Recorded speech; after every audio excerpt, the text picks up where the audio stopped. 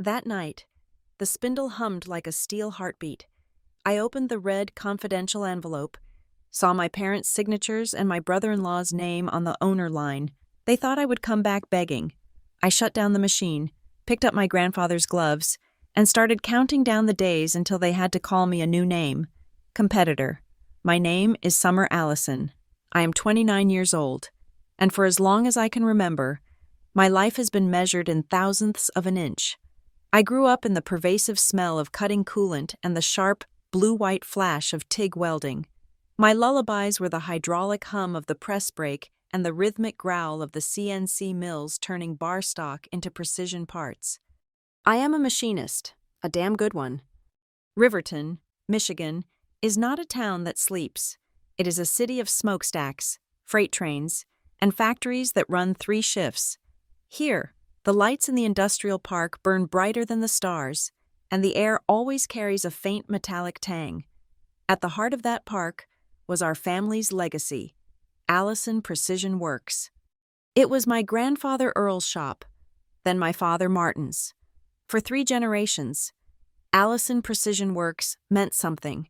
It meant quality you could measure with a micrometer and durability you could stake your reputation on. Our symbol, the machine my grandfather mortgaged his house for, was a massive, ancient CNC mill we called Old Number 7. It was finicky, loud, and had more manual overrides than a space shuttle, but I could make that machine sing. It was the heart of the shop, and I was its keeper. For the last 10 years, since I finished my engineering program, I was the one who kept all the machines singing. I lived at the shop. My weeks were 75, sometimes 85 hours long. I did not clock in. I did not clock out. I did not receive a paycheck. My father, Martin, and my mother, Lila, would put their hands on my shoulders, their faces a mask of earnest pride, and repeat the family mantra. It will all be yours someday. Summer, you are the future of this shop. You are the one who understands the metal. I believed them. I poured my youth into the concrete floor of that building, while my older sister, Fiona, went off to get a communications degree. I was learning G-code. While she was learning how to network at wine bars, I was learning how to diagnose spindle-bearing wear by the temperature of the housing. Fiona met Brent Halcombe. He was all charisma, white teeth, and cheap suits. He called himself a business strategist and had a laptop full of spreadsheets and buzzwords. He talked about synergy and disruption and vertical integration. He knew nothing about metal. He knew nothing about the work. He just knew how to talk. And my parents, suddenly tired after 30 years of running the business, listened. Our biggest client, Titan Forge Systems, was the lifeblood of the shop. They made aerospace components, and their tolerances were unforgiving. A single bad part could ground a fleet. Their purchase orders, especially the difficult ones involving Inconel or titanium, always came with a note typed in all caps in the special instructions box. Final QC and burr check to be performed by Summer Allison only.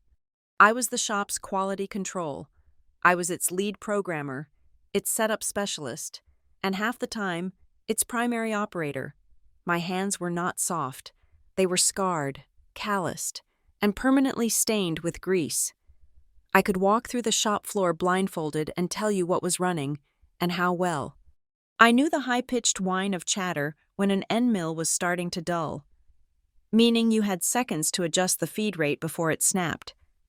I could smell the difference in the coolant mist. If the ratio was off, it turned acrid, and I knew the tool life would drop by 20%. I could lay my hand flat on the machine's head and feel the vibration, diagnosing a misaligned drawbar or a load imbalance that the sensors had not even registered yet. This was my world.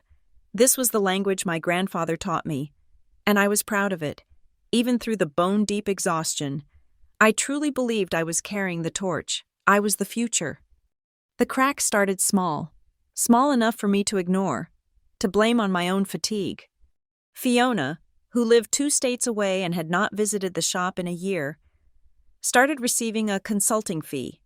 I saw the check stubs on my mother's desk when I was dropping off production reports. Then Brent got a new truck, A fully loaded, brand new Ford F-350. It was obsidian black, obnoxious, and he had the Allison Precision Works logo, our logo, grandfather's logo, plastered on the doors in gaudy silver vinyl.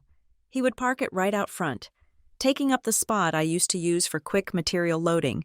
He would walk in, smelling of cologne, holding a designer coffee cup, and clap me on the shoulder while I was covered in grime from cleaning out a coolant sump. "Holding down the fort. Summer." He would boom. Not a question, but a statement. "Great. I am off to a networking lunch. We are talking about expanding the brand's digital footprint." He never put on safety glasses. The work kept piling up. Titan Forge sent a new, complex turbine housing job. It required 5-axis simultaneous machining, and the tolerances were plus or minus 0.2 of an inch. It was a nightmare. I programmed it. I designed the fixtures, and I ran the first articles myself. I was at the shop for 48 hours straight, sleeping on a cot in the break room. That night, after the parts were finally crated and the shipping driver was pulling away, I stayed. It was almost midnight. The shop was quiet except for the hum of the ventilation fans. I was catching up on the QC paperwork, the binders and certs that were my responsibility. Behind a stack of material certifications, tucked away behind the quality control manuals, was a bright red envelope. It was thick, legal-sized, and marked Confidential M&L Allison. It was not my business. I knew that, but it was in my office, hidden behind my files. My hand was on it before I even decided to reach for it. My name was Allison, too. I slid my finger under the flap. It was not a new contract. It was not a vendor agreement. It was a stack of legal documents, articles of incorporation, asset transfer agreements, state filings. My eyes scanned the pages, the dense legal text blurring. I saw letterhead from an expensive law firm downtown. Then I saw the signature page. My father's looping, familiar signature. My mother's neat, precise one. And under the line item, new owner and president, Allison Precision Works. I saw his name. Brent Halcomb. My stomach went cold. I flipped back, looking at the dates. It was not new. It was not a draft. It was finalized, stamped, filed with the state. 4 months ago. For 4 months, they had watched me work. For 4 months, they had smiled at me, told me I was the future, patted my greasy shoulder, while I worked 80-hour weeks for free. For 4 months, my sister's husband, the strategist, had owned my grandfather's legacy. He owned my work. He owned old number 7. The sound of the last spindle winding down echoed in the huge, empty space. It sounded like a final breath. I did not cry. I did not scream. The exhaustion vanished, replaced by a feeling so cold and clear it was like a block of tool steel. I walked to my father's desk, the one that used to be my grandfather's. I took a single sheet of plain white paper from the printer tray. I found a pen. I wrote 2 words. I quit. I placed the note squarely in the center of the leather desk blotter. I walked back to my locker, the one I had used since I was a teenager. I took my grandfather's old leather work gloves, the ones he wore when he taught me to read a micrometer. I tucked them into the waistband of my jeans. I did not take my tools. They were bought with company money. And in that moment, I wanted nothing that was not mine. I hit the main breaker, plunging the shop floor into darkness. I walked out the side door, into the damp Riverton night. The lock snicked shut behind me. I did not look back. I did not sleep. I sat on the edge of my rented apartment's bed and watched the gray light of the Riverton morning creep through the blinds, illuminating the dust motes dancing in the air. The cold, clear anger of the night before had settled into a hard, heavy resolve in my gut. It was not a feeling of rage.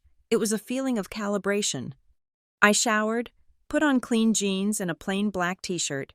I drank a cup of instant coffee, black and bitter, at precisely 7 a.m., when I knew the day shift would be clocking in. I drove to the shop.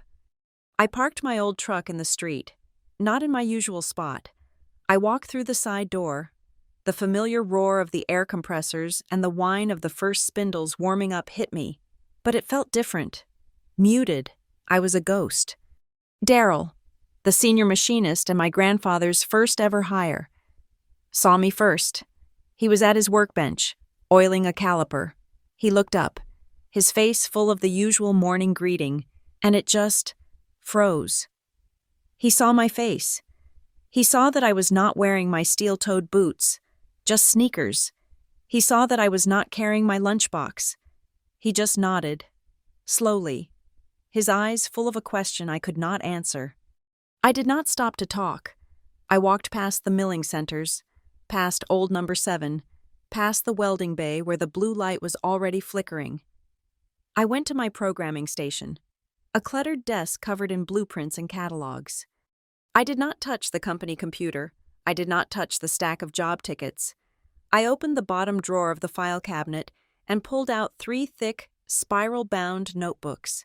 They were black, oil-stained, and the edges of the pages were dark with grime and coolant. They were my brain.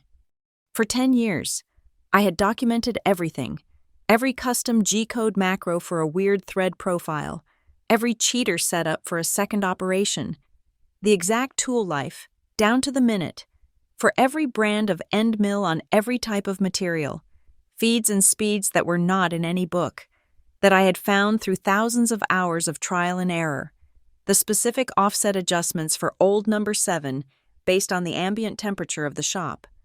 This was my intellectual property. This was the magic that made Allison Precision Works profitable. It was the knowledge my father never bothered to learn and Brent could never understand. I tucked the notebooks under my arm.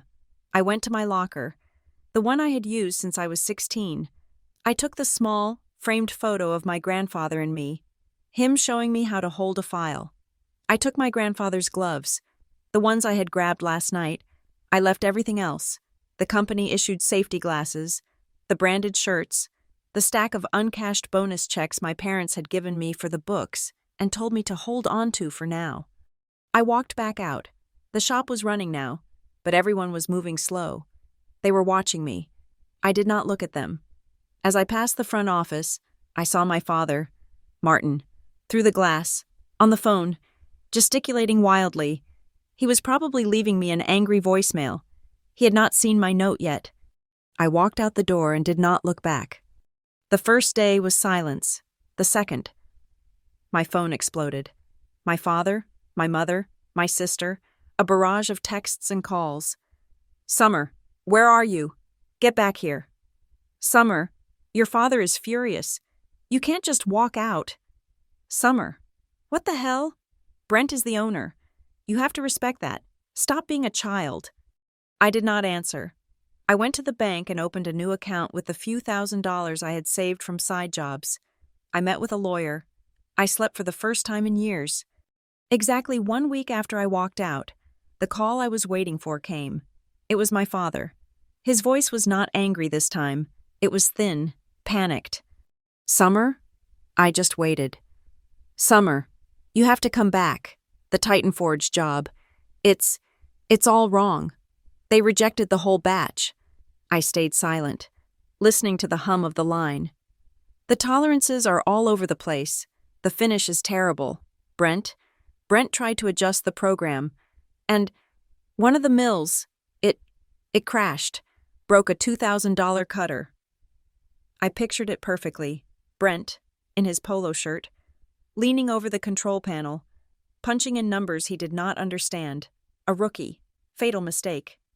Owen from Titan Forge just called. He's furious. He's talking about pulling the entire contract. Summer, the whole thing. That's 60% of our business. You have to fix this. I took a breath. The steel in my gut was sharp. You're running the machine in the air. Dad? What? What does that mean? This is not the time for your machine shop talk. It means you're moving, but you're not cutting metal. It's useless. I am not on the payroll. I am not an employee. You will have to ask the new owner to fix it.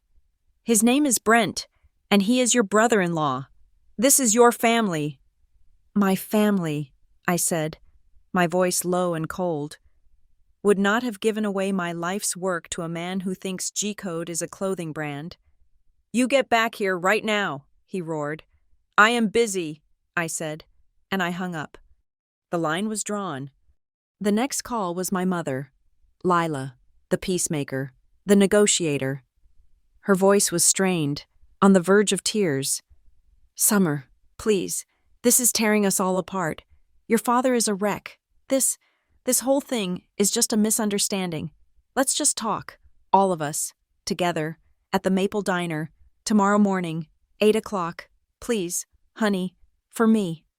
The Maple Diner, the classic Riverton neutral zone, red vinyl booths that were cracked and taped, the smell of bacon fat and stale coffee permanently infused into the walls. It was where you went for a public fight or a public truce. I was there at 7:45. I took a booth in the back, where I could see the door. I ordered a black coffee.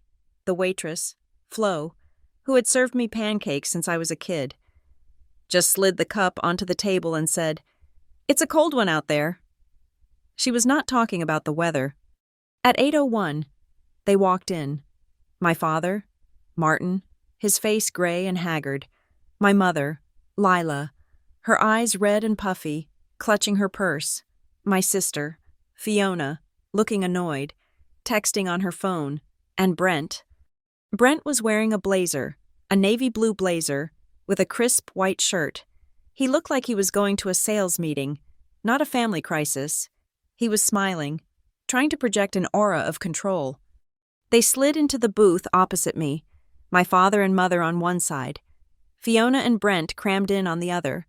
The silence was thick, heavy as a block of steel. Flo came over. "Coffee?" My parents and Fiona nodded. Brent said, "I will have a double shot. Skinny vanilla latte." Flo just stared at him. "We have coffee? Black?" "Fine," Brent sighed, as if deeply put upon. "Just coffee, then." Before Flo even left, Brent leaned forward, placing his phone on the table. "Summer," he said, his voice dripping with false sincerity. "I am glad we are finally doing this. There has been a major miscommunication. I have been telling Martin and Lila for months that we need to get you into a leadership role." I just sipped my coffee. "We are in a pivot," he continued, warming up.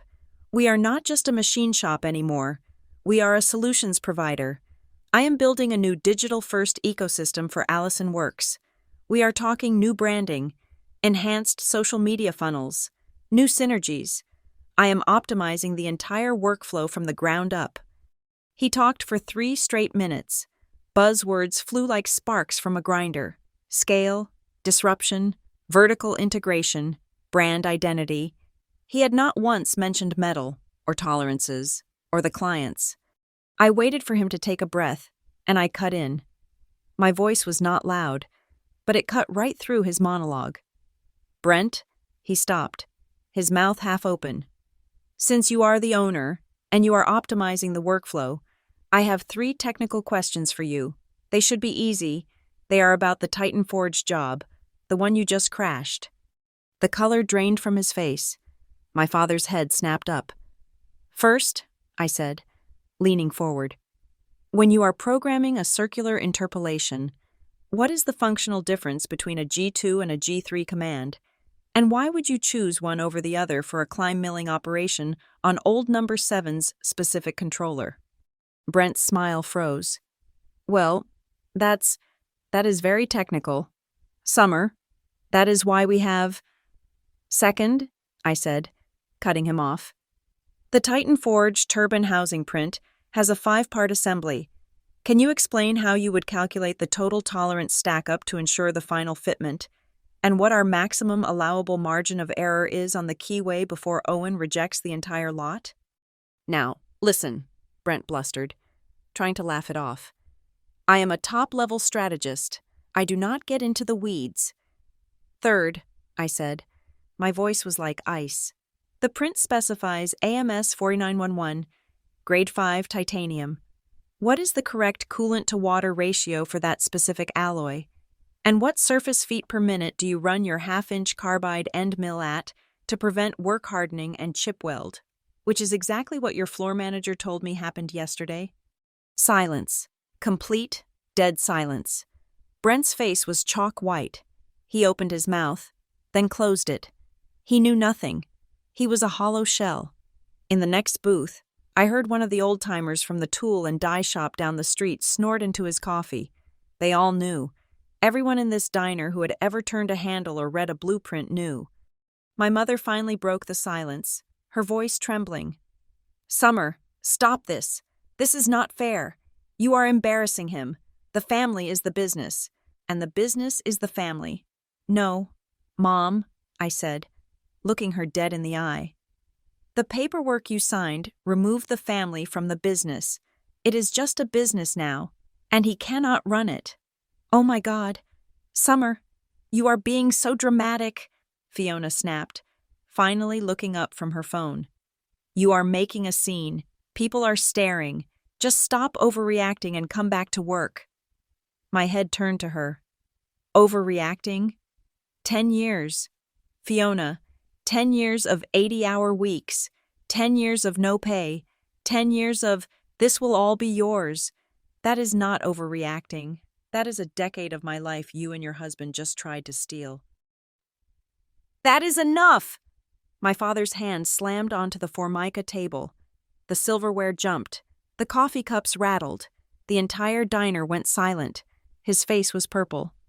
"You are an Allison," he hissed, jabbing a finger at me. "You will come home. You will come back to the shop. And you will fix this. I am not asking. I am telling you."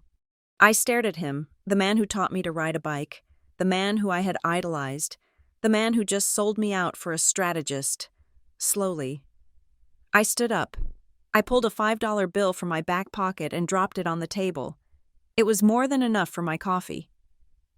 "Home is where your work is respected," I said, my voice quiet, but it carried in the silence. "That shop is not my home anymore." I looked at my father. "And you had better hope he is a fast learner." I turned and walked away. I did not look back at their stunned faces. I kept walking, past the counter, past Flo, who gave me a small, sad salute with her coffee pot. I pushed open the glass door. The little bell on top chimed. A bright, clear sound that cut through the heavy, greasy air. I was halfway to my truck, the cold morning air hitting my face, when my phone buzzed in my pocket. It was not a call. It was a text message. From a number I did not recognize. "This is Owen from Titan Forge Systems. I heard from a little bird you might be freelance now. We need to talk. Directly." I walked away from the diner, the bell's chime still echoing in my ears, and read Owen's text message one more time. It was the only validation I needed. My hands were shaking, but not from fear. It was the vibration of an engine starting. I did not go back to my apartment. I drove to Lakeview, to the glass tower on the shore of the lake that housed the city's most expensive law firms. I walked into the lobby of Lakeview Law Group, still in my jeans and t-shirt, my grandfather's gloves tucked in my back pocket. I probably smelled like the Maple Diner's fryer. The receptionist looked at me over her glasses. "Can I help you?" "I need to see Lina Mendoza," I said. "I was told she handles complex business disputes. Do you have an appointment?" "No. But tell her Summer Allison is here. Tell her it's about Allison Precision Works." I waited 20 minutes. I expected to be sent home. Instead, a door opened, and Lina Mendoza walked out. She was not what I expected. She was sharp, dressed in a dark gray suit, and she looked like she was my age. She did not smile. She just assessed me. "Ms. Allison, you've caused quite a stir. I hear, come in." Her office was sterile, organized, and overlooked the entire industrial park like a hawk's nest. You could see the smokestack from the old paper mill, and if you squinted, the roof of the Allison Works building. "I do not have much money," I said, before I even sat down. "I am aware," Lina said, sitting behind a vast, empty glass desk. "I also know who you are, the machinist, the one who actually runs that place. I know your new brother-in-law, Brent Halcombe, by reputation, all talk, zero substance. So, you are not here for a family spat. You are here because you got screwed. Talk. I laid it out. The 10 years, the 80-hour weeks, the promise, the confidential envelope, the transfer, the diner. She listened, her hands steepled, never breaking eye contact. She did not interrupt once. When I finished, she was quiet for a full minute. "Summer," she said finally, her voice precise as a caliper. "This is not a family drama. This is a complex case of potential fraudulent conveyance, breach of fiduciary duty, and unjust enrichment. Your parents may have had the right to transfer the company, but you have a significant, provable claim based on sweat equity and promissory estoppel. They made a promise, you acted on it, and they broke it to enrich someone else." "What does that mean?" I asked. "It means we fight," Lena said. "But we do not fight with emotion. We fight with data. Your father and Brent see this as family. We are going to treat it like what it is: a hostile takeover. Our strategy has 3 targets. 1. We prove your core contribution. We prove you were not just an employee, you were the indispensable element. 2. We establish the founder's intent. Your grandfather, what did he want? 3. We prove Brent's unsuitability, his incompetence, and more importantly, his financial malfeasance. He's a fraud. Summer, and frauds always leave a trail. Now, what do you have for me?" For the first time since I found that envelope, I felt a spark. "I have my notebooks," I said. 10 years of setups, program macros, and process improvements. I pulled them from my backpack. Lena's eyes lit up as she saw the oil-stained, meticulous pages. "And I have data," I said. "I have a personal cloud drive. For the last 5 years, every time I optimized a program, wrote a new QC procedure, or finalized a fixture design, I backed it up. I have the CAD files. I have the CAM programs. I have the reports."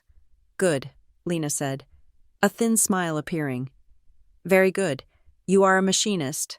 After all, you believe in backups. Let's start digging." The next 2 weeks were a blur. We moved like a 5-axis mill. First, we analyzed my data. Lena brought in a forensic analyst, but I was the one who could translate the numbers. "Here," I said, pointing to a graph I had generated. "This is the scrap rate for the Titan Forge turbine housing. Before I redesigned the fixture and changed the toolpath, they were running at a 30% failure rate. After my changes, it dropped to less than 3%. That saved the company over $200,000 in the first quarter alone." Lena's team built the binders. We compiled the production data. Overall shop error rates, Lena read from a summary. Down 70% since you took over programming. Revenue from complex, high-margin jobs, up over 160% in the last 3 years. And these all coincide with the emails you provided. The emails, I had printed dozens. Clients who did not know my father's name, but knew mine. "Owen from Titan Forge," Lena read aloud. Quote, "Martin, I don't care how you do it, but if Summer's eyes are not on this, the deal is off. Her micrometer tolerances saved our entire project last month." "From Aerospace Dynamics," she continued. "This 5-axis impeller is perfect. Whatever you are paying Summer Allison, it is not enough." "Oh, this one is my favorite," Lena said, tapping a page. "From your own mother, 2 years ago, forwarding a customer complaint. Summer, Brent tried to talk to the client about this. He made it worse. Please call them and fix it. You know how to speak their language." We had established my value. Now, for my grandfather's intent. "Daryl Knox," I said. "He was my grandfather's first hire. He retired 3 years ago. He knows everything." I found Daryl in his garage, rebuilding the engine of a 1967 Mustang. He was covered in grease, and his workbench was cleaner than a hospital's. "Heard you were in a fight," Daryl said, not looking up from a cylinder head. "I am," I said. "Heard you walked out." "I did." He finally straightened up, wiping his hands on a red rag. He looked old, but his eyes were sharp. "Good," he said. "Your grandfather Earl would have been proud. He hated bullies, and he hated suits." "Daryl, I need your help. Lena, My lawyer. She needs to know what Grandpa Earl intended. Darryl just nodded. He walked over to a stack of old metal filing cabinets, the kind with the rod you had to pull out. He fumbled with a key, opened a drawer marked Personal, and pulled out a yellowed, water-stained document. This, he said, was my first contract, 1978. Earl wrote it himself, before he could afford lawyers. Your father hated this document, tried to get me to sign a new one when he took over. I refused. He handed it to me. I read the language. It was simple, plain spoken, and in the middle of it was a clause I had never seen. Ownership in Allison Works, I read aloud, is not just blood. A share of ownership shall be recognized for any partner whose contribution of hands, mind, and loyalty demonstrates a primary commitment to the craft. Sweat equity is real equity. My hands were shaking. He told me that clause, Darryl said, was for the person who loved the metal more than the money. He never figured that person would be his granddaughter, and not his son. I took the document back to Lena. She photocopied it, handling it like a holy relic. Then, I gave her the last piece, my grandfather's own shop notebook. The one he had kept from the day he opened, bound in cracked black leather. I have read this cover to cover 100 times, I told Lena. It is mostly gear ratios and maintenance logs. Let me see it, she said. She spent an hour turning the brittle pages. Then she stopped. She pointed to a line of script, written in my grandfather's clear, strong hand, dated 1982. I lam bang tai va tri, she read, slowly translating the Vietnamese phrase my grandfather always used. What does this mean? It is what he always said, I whispered. He who works with hands and mind. So hu mot fun lin hon sung, Lena finished, reading the Vietnamese. Owns a piece of the shop's soul. My God. Summer, this is not just a notebook. It is a founding philosophy. We had my value. We had my grandfather's intent. Now, we needed to prove Brent was a leech. Lena's forensic accounting team had requested, and through legal channels, received, the last 6 months of company credit card statements. It was not a paper trail. It was a bonfire. Here we go, Lena said, sliding a binder across her desk. Brent Halcom's business expenses. A $10,000 charge to a Miami leadership summit in March. I had my team check. There was no summit. There was, however, a PGA golf tournament in Miami that exact same week. Weekly charges at the Grill House, Riverton's most expensive steakhouse. He was billing them as client development. I cross-referenced the dates. They were all Friday nights. And look at this, 4 charges for front row tickets to the Lions, totaling $8,000. But this, she said, tapping the last page, is the kill shot. It was an invoice from a high-end electronics store. A 75-inch television, a full surround sound system, and an installation fee, totaling $12,000. He put a home theater in the break room? I asked, confused. No, Summer, Lena said, her voice cold. He did not. The charge was to the company card, but the shipping and installation address? It is not the shop. It is Brent and Fiona's new condo. It was embezzlement, plain and simple. We have him, Lena said. We have them all. We are building the witness list now. Caroline Niles, your old QC manager. She has already agreed to testify about the drop in quality since you left. And Owen from Titan Forge. He is eager to explain to a judge what indispensable means. The final step was preservation. Brent is an idiot, Lena explained. But he is a destructive idiot, and he is cornered. He will try to delete files, shred documents, and cover his tracks, or worse, sell off the company's assets, the machines, the building, before we can get to court. We are not letting that happen. She filed 2 motions. The first was for a forensic image of the Allison Precision Works server. A third-party team would go in and make an exact, bit-for-bit copy of everything, every email, every deleted file, every log from the machine he crashed, a time-stamped, court-verified snapshot of the truth. The second was an emergency injunction, a temporary restraining order. "This," Lena said, holding up the signed motion, "will freeze everything. It blocks Brent from selling, transferring, or taking out any new loans against any company asset. He cannot sell old number 7 for scrap. He cannot shred a single document. He is locked down." She filed the injunction at 4:30 p.m. At 5:01, my phone rang. It was my father. I let it go to voicemail. Then my mother. Voicemail. Then Fiona. Voicemail. Then Brent. I answered. "What the hell did you do?" he screamed, his voice cracking with panic. "There are lawyers here. They are locking down the server. You cannot do this."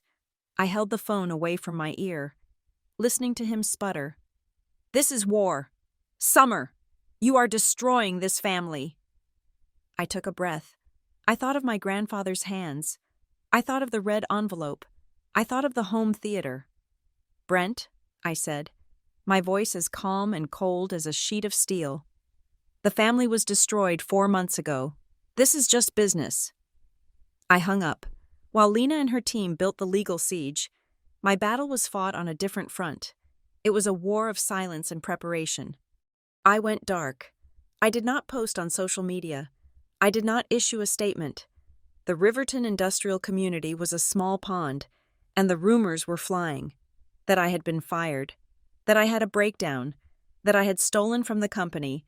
I let them talk. The only change I made was to my professional networking profile. I updated my status from lead engineer at Allison Precision Works to precision machining and process consultant. It was simple, clean, and true. Brent, predictably, did the opposite. He went loud. He launched a new glossy website for Allison Precision Works.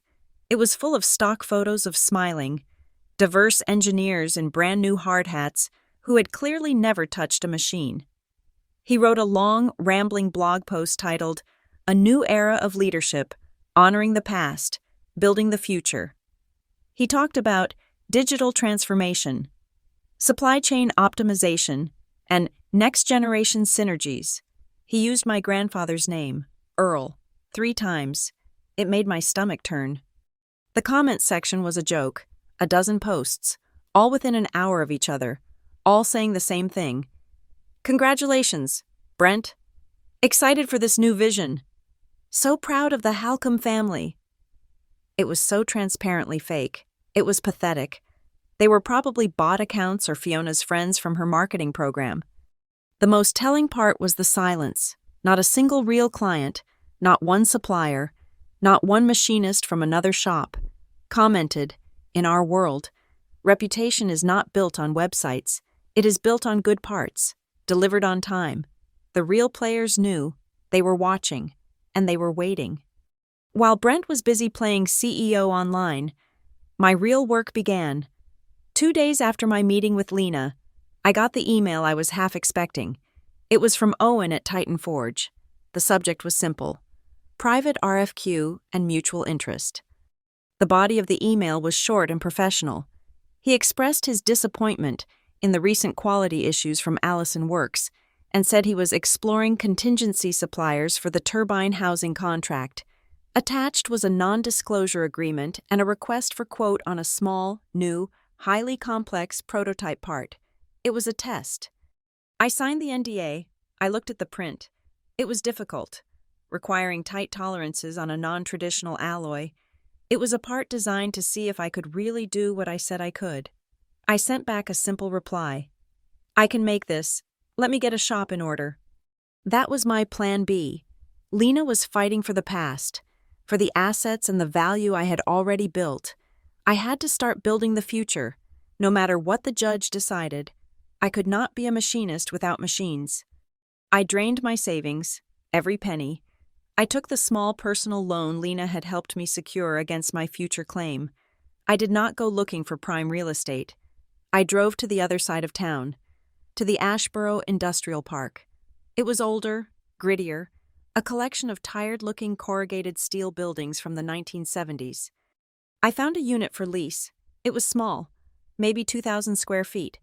The lights were dim, the concrete floor was stained, and the single roll-up door was painted a hideous shade of rust brown.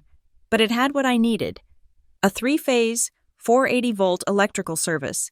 It had a concrete pad thick enough to handle the weight. It had a small, grimy office that would become my QC lab. I signed the lease using the last of my liquid cash. The next day, I was at a machinery auction in Detroit. I did not buy new. I could not afford it. I bought what I knew.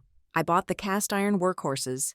I found 2 older CNC mills, the kind with solid boxways that were built to last. They were dirty and unloved, but I knew their controllers inside and out. I found a heavy-duty manual lathe from a high school that was closing its shop program, barely used. I bought a refurbished Tiggy welder from a reputable dealer. It took a week to get them moved and set. I was on the concrete floor, covered in grease, leveling the machines myself with a precision straight edge. I ran the power conduits. I plumbed the air lines. My hands were raw, and I was exhausted. But as I bolted the final machine to the floor, I felt something I had not felt in months. I felt a sense of control. I made one call. Caroline? Caroline Niles was my QC manager at Allison. She was a meticulous, no-nonsense woman in her 50s who had trained me when I was an intern. She had quit the day after I did, telling my father she could not work for a man who wore cologne on a shop floor. "I heard you were building something," she said, her voice gruff. It's not much. It's a concrete box with a few old machines." "Good machines?" "Good bones," I said. "I will be there tomorrow at 7, she said, "and I am bringing my micrometers.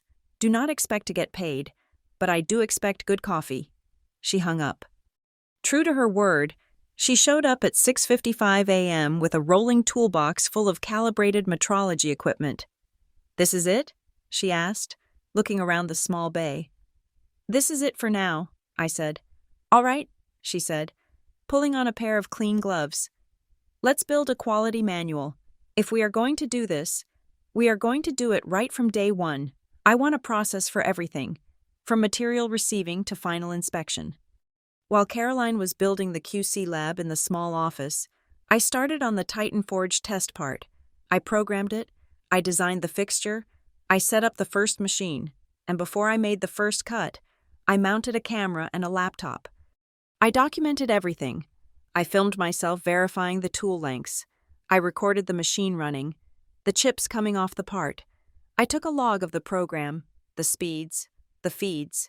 After the part was finished, I filmed the inspection, with Caroline looking over my shoulder, verifying every dimension with her own tools. We logged the CMM report.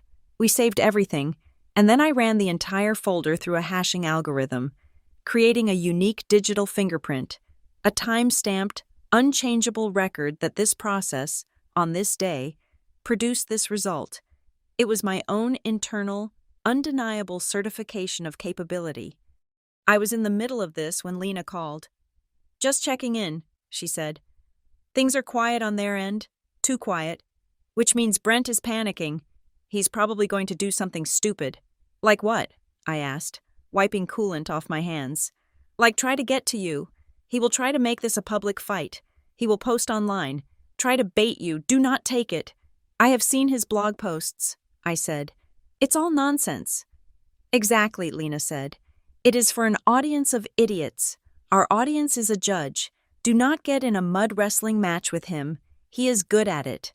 We will win by letting the evidence speak. You just focus on your work and on your testimony." My testimony, that was the other half of my preparation.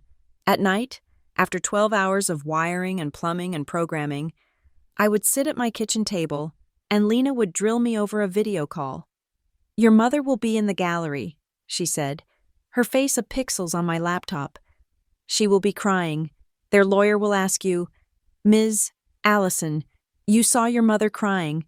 Do you not feel any guilt for putting your family through this?'" "What do you say?" I stumbled. I would say that this is not my fault." "Wrong," Lena said, sharp. "That is defensive. You are not on trial. Your work is, you will look at the lawyer, and you will say, I feel sad that my parents' choices have led us here. My loyalty was always to the work and the legacy. This lawsuit is about protecting that legacy. You answer the question, and you pivot back to the facts, the work, the data, the promise. Never let them trap you in the family argument. This is not about feelings, it is about a contract. Understood? Understood, I said. I practiced it. Over and over, I learned to answer the emotional trap questions with cold, hard facts. I learned to separate the family I loved from the business that had betrayed me. We needed a name for this new Plan B.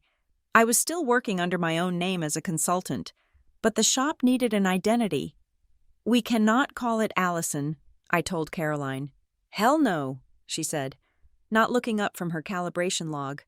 I looked up at the new whiteboard I had hung. I thought about the core of what we were doing. It was not just machining, it was about truth, about precision, an axiom, a self-evident truth. Axiom Forge, I said. Caroline nodded. I can live with that. It sounds solid. Now, are we going to label these inspection shelves, or just stare at the wall? We kept the name quiet. No website, no sign on the door, no business cards. We were a ghost. The last pieces of the puzzle were for the future. I used the last of the loan money to buy a few pieces of high-end equipment. Not another mill, but sensors. I installed non-contact measurement probes on the machines and vibration sensors on the spindles. I networked them all into a central computer. What is all this? Caroline asked, as I was fine-tuning a sensor. This is our audit trail, I explained. The system will log the vibration, the temperature, and the tool offsets for every single part we make. It will attach that data log to the inspection report. You are building a data chain. I am building a data fortress, I said. When we go for aerospace or medical certifications, we will not just tell them we have quality. We will hand them an unchangeable, verifiable record of every second of a part's creation. This is how we will compete. We will not be bigger. We will be better. We will have proof. I was finishing the final sensor calibration when my phone buzzed. It was a text from Fiona. It was not an angry rant. It was a photo, a picture of her 2-year-old son, my nephew, holding a crayon drawing. The text underneath it said, "He misses his Aunt Summer. He asks about you every day. This is all so silly. Just come home. We can fix this. Brent will even give you a raise." My hands, covered in sensor gel and metal dust, were shaking. This was the trap Lena warned me about. The emotional hook, the family argument. I took a long, deep breath, smelling the clean oil and the new concrete. I typed back a reply. I was polite. I was firm. He is beautiful. I miss him too. My issues are not with him, and they are not silly. They are a legal matter now, and I am following my lawyer's advice. I hope you and he are well. I hit send. I turned off my phone, picked up a wrench, and got back to work. The Riverton County Courthouse was not built for comfort. It was built for gravity. The benches were hard oak, the air was still, and the walls were a pale, institutional green. Every whisper echoed. It was packed. I recognized the faces in the gallery. There was Owen from Titan Forge, sitting in the second row, his arms crossed, looking grim. I saw the purchasing managers from 2 other client companies, the ones who always had the most complex jobs. I saw a handful of machinists from other shops, guys who had known my grandfather, and in the back, a reporter from the Riverton Business Journal, scribbling in a notepad. Then there was my family. They sat behind Brent and his lawyer. My mother, Lila, was dressed in her Sunday best, twisting a tissue in her hands. My father, Martin, looked like a ghost. He was staring at the floor, his face hollow. Fiona sat next to Brent, her back rigid, glaring at me as I sat next to Lena. The judge, a no-nonsense woman named Judge Karras, looked over her glasses. "Ms. Mendoza, you may begin." Lena rose. She was calm, poised, and did not walk to the lectern. She stood in the open space, making eye contact with the judge. "Your Honor," she began, her voice clear and strong, cutting through the silence. This is not a case about family inheritance. It is not about who gets the house. This is a case about the integrity of labor. It is about a decade of promises, 80-hour work weeks, and a proven, indispensable contribution. And it is about how that contribution, the very soul of the company, was fraudulently conveyed to an unqualified party who, in a matter of months, has nearly run it into the ground. Objection! Brent's lawyer, a slick man named Harrison, jumped up. Conjecture. Fraudulently conveyed is the very question before this court. Sustained, Judge Karras said, her voice flat. Stick to the facts, Ms. Mendoza. The facts are, Your Honor, Lena said, not missing a beat, that Summer Allison was the engine of Allison Precision Works, and the facts will show she was swindled. Lena's presentation was a masterpiece of cold, hard data. She was not just telling a story, she was proving a theorem. I would like to enter into evidence, Lena said, as a large screen lit up. Plaintiff's Exhibit A, a page from the personal notebook of the company's founder, Earl Allison. An image of my grandfather's notebook appeared. It was the page with the Vietnamese phrase, his clear, strong handwriting stark against the yellowed paper. I lam bang tai va tri, Lena read. So hu mot fun lin hon sung? Judge Karras looked up from her papers, her eyes narrowing. Translate, Counselor. As Mr. Allison's former colleagues will testify, Your Honor, he said it often. It means, he who works with hands and mind owns a piece of the shop's soul. It was his founding philosophy, a philosophy of sweat equity. Objection, Harrison shouted. Poetry is not a business contract. It speaks to intent, Your Honor, Lena countered smoothly. The intent of the founder, which we will prove was violated.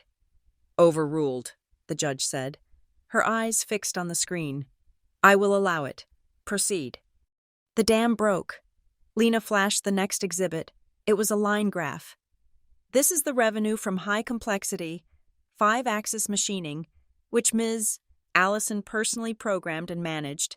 As you can see, in the 10 years of her tenure, this revenue, the company's most profitable, grew by over 160%. Click, the next slide.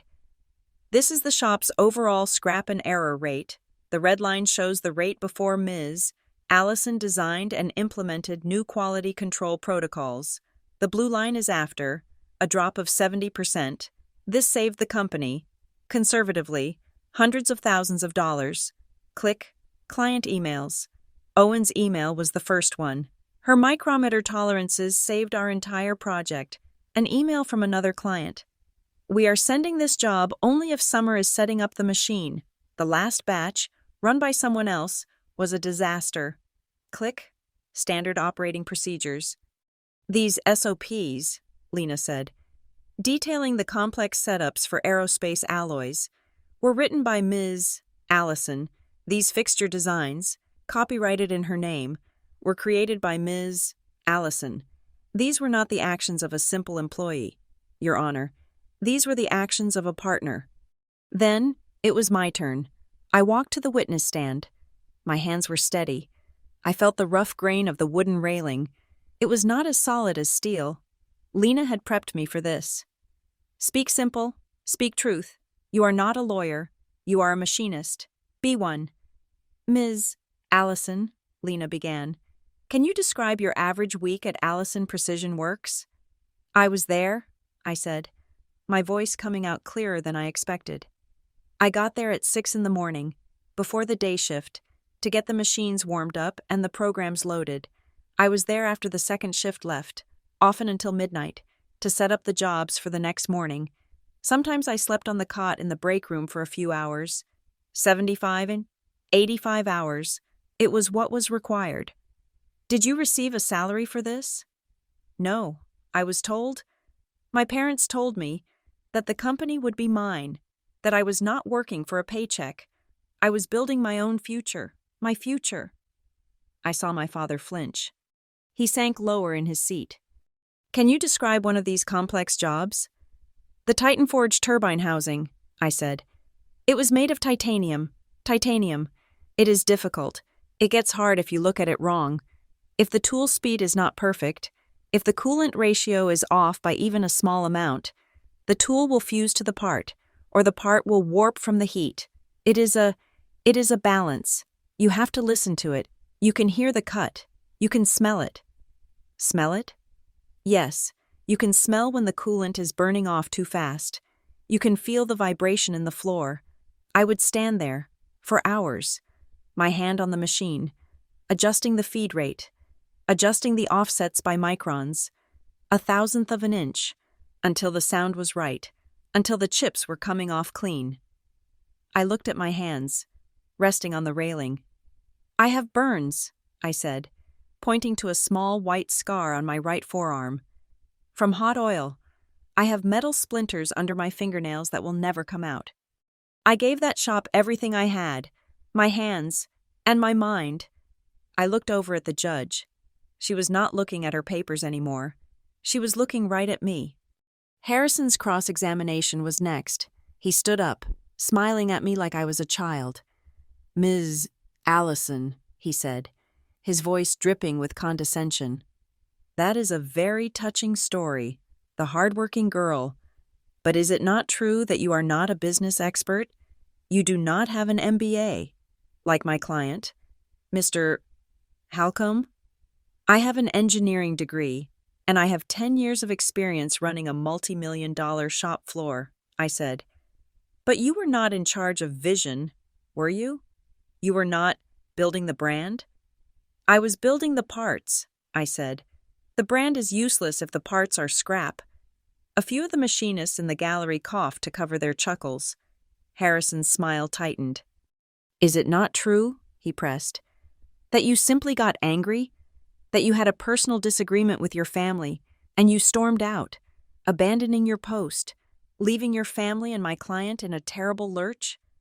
"I left," I said, my voice cold.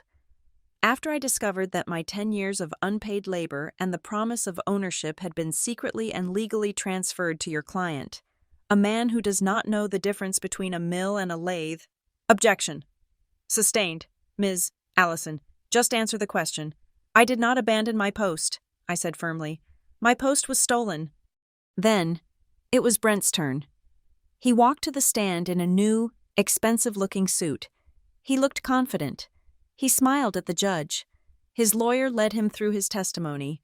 It was a fog of buzzwords. "I saw Allison Works," Brent said, leaning into the microphone. "Not as just a shop. I saw it as a platform, a legacy brand ready for a digital-first transformation. I was building a new foundation, an ecosystem, a brand identity." "And what was Ms. Allison's role in this new vision?" Harrison asked. "We saw a vital role for Summer," Brent said, smiling warmly. "As a floor supervisor, a technical lead, she is fantastic with the tools. We wanted to free her up from the day-to-day, so I could focus on the big picture, the vision." Then it was Lena's turn.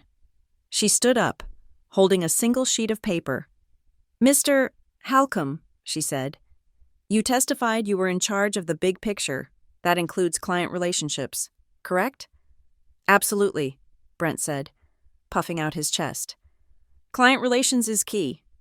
"Good. Could you please name for the court 3 new clients, just 3, that you personally brought to the company since you took ownership 4 months ago?" Brent's smile faltered. "Well, as I said, I have been focused on the internal transformation." "So, the answer is 0? Lena asked. "I have been in many high-level talks. Mr. Halcombe, have you, or have you not, personally secured a single new client?" "No, not yet. These things take time." "I see." Lena picked up another document. "Let's talk about the clients you do have, or had. You are familiar with the Titan Forge turbine housing job, I presume?" "Yes, of course. A key account." "Good. Can you please describe for the court the setup procedure for that part?" "The titanium one Ms. Allison described." Brent's face went white. It was the diner, all over again. I That is a very technical question. You are the owner, Mr. Halcombe. You are in charge. Surely you know the most important job in your shop. I delegate, Brent said, his voice suddenly small. I delegate the technical side to my team. That is what a leader does. I am the strategist. So, you admit, Lena said, her voice like a hammer, that you have no idea how to do the actual work of the company you own. Objection. Withdrawn, Lena said, already moving on. Let's talk about what you are good at. Strategy, vision, like the Miami Leadership Summit you attended in March. She put the company credit card statement on the projector. A $10,000 expense. Mr. Halcombe, except there was no summit. There was, however, a PGA tournament. Can you explain that? Brent was sweating. It was a networking opportunity. And this? Lena clicked. A photo. The delivery truck from the electronics store, parked in the driveway of Brent and Fiona's condo. The next photo. The signed delivery slip for a $12,000 home theater system. The charge. Allison Precision Works. Was this home theater? Lena asked, her voice dangerously quiet. Also a networking opportunity? Or was this, Mr. Halcombe, just plain theft? Brent stared. He opened his mouth. No sound came out. My mother let out a small, strangled sob. Lena called her last witnesses, Daryl Knox. He walked to the stand, wearing his old, clean Allison Works jacket. Mr. Knox, Lena said. You knew Earl Allison. Knew him? I worked with him for 30 years, built this company with him. And did he ever talk about his granddaughter? Summer? All the time, Daryl said, his voice rough. He'd bring her in. I saw him teach her to read a micrometer before she could read a novel. He told me. He pointed at her when she was 16, running the manual lathe, and he said, Daryl, that one, she's got it. She's got the hands. She's got the mind. She's the one who will carry this on. My eyes burned. I would not cry. Finally, Owen from Titan Forge. He was all business. Mr. Owen, Lena said, what happened to your account after Ms. Allison left? Quality went off a cliff, Owen said bluntly. We had to reject 80% of the last 2 batches. Tolerances were a joke. The parts were unusable. We are currently sourcing a new supplier. And in your professional opinion, Mr. Owen, what was the element that left Allison Works? Her, Owen said, and he pointed, straight at me. Summer Allison. She was their quality control. She was their lead engineer. As far as we are concerned, she was the company. The silence in the courtroom was absolute. Harrison's closing was weak.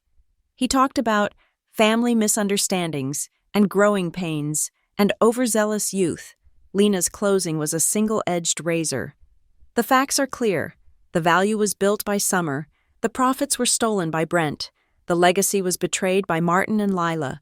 We asked the court to unwind this fraudulent transfer and to restore the soul of the company to the woman who built it. Judge Karras looked at the mountain of evidence. She looked at Brent, sweating in his suit. She looked at me. I have heard the testimony and reviewed the evidence, she said, her voice final. This court will take this all under advisement. I will render my judgment in 2 weeks. The temporary injunction blocking any and all sales of company assets remains in full effect. This hearing is adjourned. The gavel cracked, and it was over. For now, I walked out of the courthouse into the cold, gray afternoon. The 2 weeks until the verdict stretched out in front of me like a vast, unmeasured distance. It was a vacuum, a hollow space where my future would either be decided or defined. I could not control the judge. I could not control the past. I could only control my work. I drove to the Ashboro Industrial Park, to the small, rented warehouse. I unlocked the door to Axiom Forge. The air inside was still, smelling of fresh paint and old oil. My 2 auction-bought mills and the manual lathe sat on the concrete, bolted and leveled. They were old, but their iron was good. I had spent the last week wiring the final connections for the larger of the two mills. I had cleaned the ways, flushed the coolant lines, and calibrated the drives. It was not old number 7. It was not my grandfather's legacy. It was a discarded, 40,000-pound block of someone else's past, and it was all I had. I went to the main breaker. I took a breath. I thought of the hum of my father's shop, the sound I grew up with. This would be different. I threw the switch. The capacitors in the control panel whined as they charged. The lights on the pendant flickered to life. I hit the power on button, a series of hydraulic clicks and whirs, and then a steady, low hum, the sound of potential. I jogged the spindle, and the smooth, quiet roar was the first heartbeat of Axiom Forge. It was not a sound of history. It was the sound of a starting line. The first orders came in 2 days later. They were not from Titan Forge directly. They were from 2 smaller companies, suppliers to Titan Forge. Companies Owen had suggested might need some prototype work. Small, complex jobs with fast turnarounds, a set of custom aluminum brackets, a small batch of high-tolerance peak bushings. It was a test, and it was cash flow. Caroline and I became a 2-person army. She had set up her metrology station in the small office, her granite surface plate gleaming under a bright task light. "If we are doing this, we are doing it right," she had declared. Within a day, she had laminated and posted standard operating procedures at every station, which, for now, were just the 3 machines and her inspection bench. She hung a large whiteboard, and on it, she drew a grid. "Key performance indicators," she announced. The first 3 lines were: first article acceptance rate, 100%, scrap rate, 0%, on-time delivery, 100%. "This is not a goal," she said, tapping the 100 with her pen. "This is the standard. There is no room for error when you are this small." I just nodded. Agreed. While she built the infrastructure of quality, I built the infrastructure of culture. In the office, I hung my own whiteboard. I took a black marker and, at the top, wrote, "Axiom Forge, 10 things that will be different."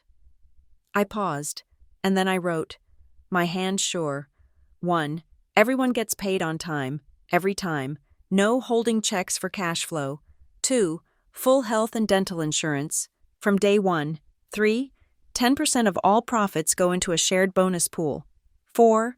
A dedicated training fund, with a primary mission to sponsor women and girls from Riverton Votech programs. 5. All tools are provided, the best we can afford. 6. Mistakes are a training cost. You break a tool, you tell us, we learn why, and we move on. No yelling. 7. The schedule is flexible. Life happens. We are a team, not a chain gang. 8. Transparency. The books are open. Everyone knows where the money is going. 9. We will never sacrifice safety or quality for a deadline, ever. 10. We will say no to bad clients and bad work. We finished the first Titan Forge satellite job in 3 days. I ran the machines. Caroline did the QC, and I boxed them myself, including a full CMM report with every dimension verified, and a copy of the hashed data log from my new sensors. We were working 16-hour days, and we were drowning. "We need hands. Summer," Caroline said, not looking up from her micrometer. "We cannot grow if we are both deburring parts." "I know," I said, rubbing my neck. "Post an ad. Apprentice machinist. Inspection experience a plus. Willing to learn." We interviewed 3 people. 2 were old-timers who did not like being interviewed by a woman half their age. The third was Maya. She was 24. She was quiet, nervous, and her hands were clasped so tightly her knuckles were white. Her resume said she had been at a sheet metal shop for 2 years. "What was your primary role there?" Caroline asked, her voice neutral.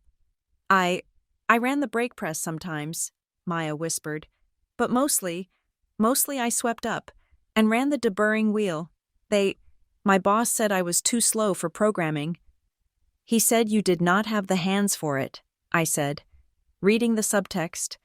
Maya's eyes flashed up to mine. She just nodded. her cheeks burning. I stood up. I walked to the surface plate, where a test block and a caliper were sitting. "Read this blueprint," I said, handing her a simple print. "Then measure this block and tell me if it's in spec." Her hands were visibly shaking. She looked at the print, at the block. She took a deep breath. She picked up the caliper, sighted it, and measured. She did it 3 times, from 3 different angles. She looked at the print again. It's out of spec," she said. "The tolerance on this slot is plus or minus 5 thou, but the slot itself is 10 thousandths too wide." Caroline and I looked at each other. She was right. "And Maya continued, gaining a sliver of confidence. "The call-out for the surface finish is a 32, but this looks rougher, maybe a 63? Caroline raised an eyebrow. "She's right." Maya saw the whiteboard behind me. She was reading the 10 things. "We are a startup," I told her. "The pay is not great. Not yet. It is a 60-day trial. You will learn everything. You will clean. You will deburr. But you will also learn to set up, program, and inspect. Can you start tomorrow?" Maya looked at me, and her eyes were not nervous anymore. They were focused. "I can start right now." The work became a refuge from the waiting, but the outside world did not stop. My phone rang. It was my mother. "Summer," she said, her voice thin, full of forced brightness. "I was just calling to see how you are." "I am okay, Mom. Busy." "Oh, that is good. Busy is good. Listen, honey, your father and we are just so worried. This whole thing, this unpleasantness, it is just tearing the family apart.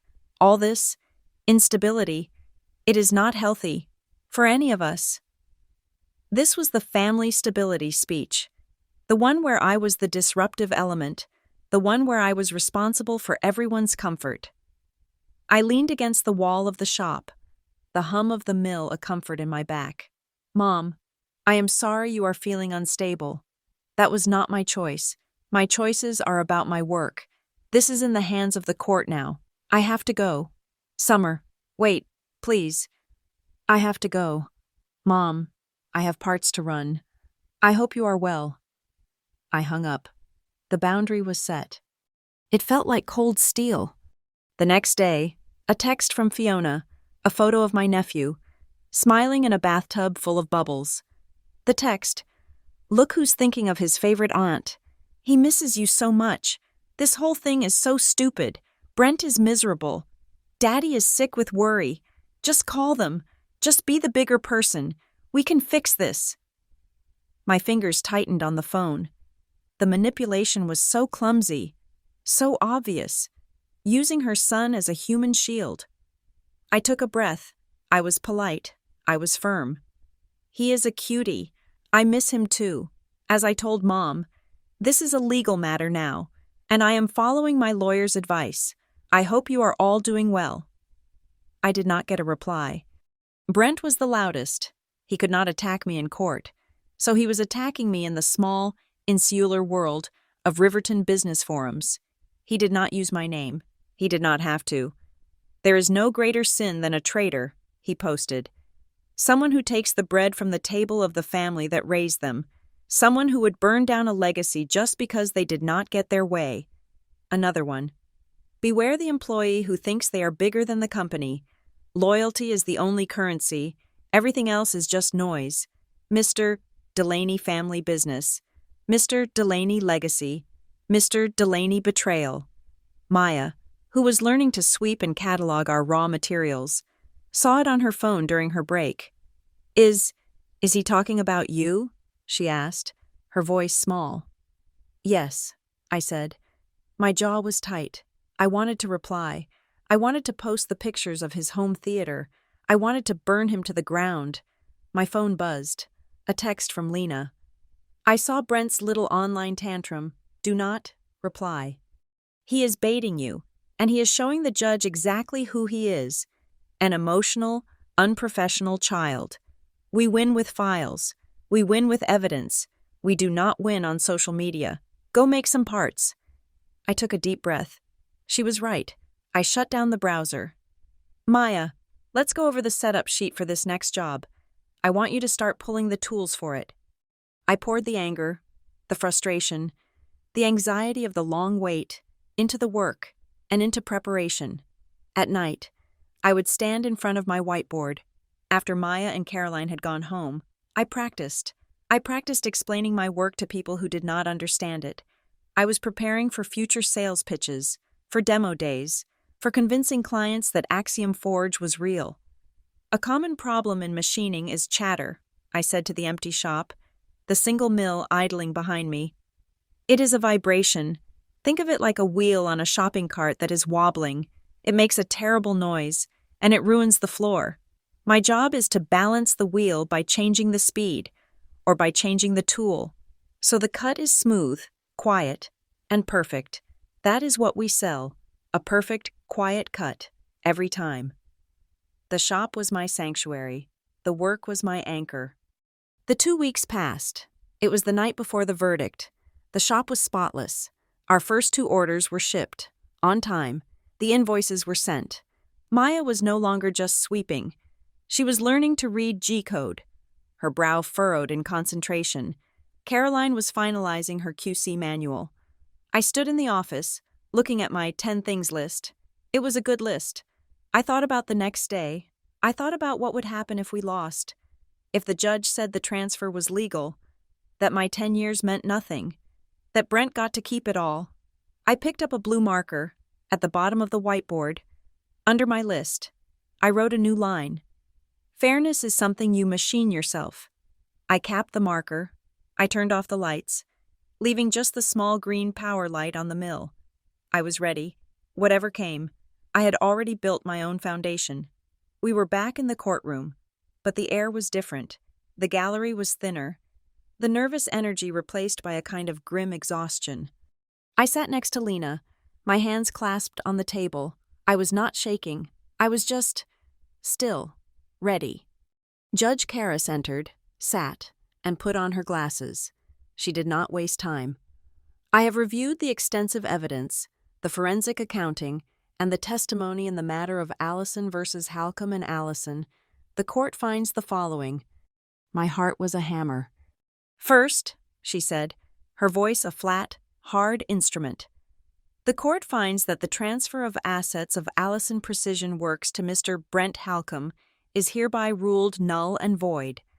My breath hitched. Lena put a hand on my arm, a silent wait. The evidence is overwhelming, the judge continued, that the transfer was executed in bad faith. It violated the clear, albeit informal, documented intent of the founder, Earl Allison, who established a precedent of sweat equity. Furthermore, it transferred total control to a party, Mr. Halcomb, who demonstrated a catastrophic lack of competence and who, as evidenced by Exhibit D through F, actively engaged in financial malfeasance and embezzlement, treating company assets as a personal slush fund. I saw Brent's face. It was the color of spoiled milk. My mother let out a small, quiet sob. So I won, I whispered to Lena. She is not finished, Lena whispered back. However, the judge said, and the word hung in the air. The court must address the current state of Allison Precision Works, the forensic accounting, requested by the plaintiff and completed during the injunction, shows a company in terminal condition. She looked at my father. Due to the catastrophic mismanagement, first by Mr. Martin Allison and then accelerated by Mr. Halcomb, the company is insolvent. The cancellation of the Titan Forge contract, combined with the new debts incurred by Mr. Halcomb and the complete collapse of quality control, has rendered the company unable to meet its financial obligations. Allison Precision Works is, for all intents and purposes, bankrupt. The room spun. I won, but I had won a corpse. Therefore, Judge Karras said, the court orders the following. The company's assets will be placed into receivership. A court-appointed trustee will liquidate all physical and intellectual property to pay, in order, the creditors, the back taxes, and any and all secured debts. The court recognizes Ms.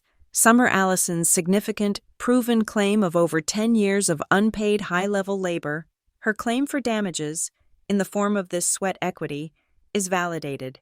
She will be compensated from the proceeds of the liquidation after the primary creditors are satisfied. She looked at me, her expression almost, but not quite, soft.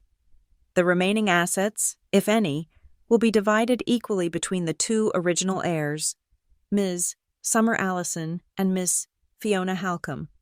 I sat with Lena in her office an hour later. The numbers were on her glass desk. "It is a win, Summer," she said, trying to sound positive. "He is gone. He is barred from any ownership.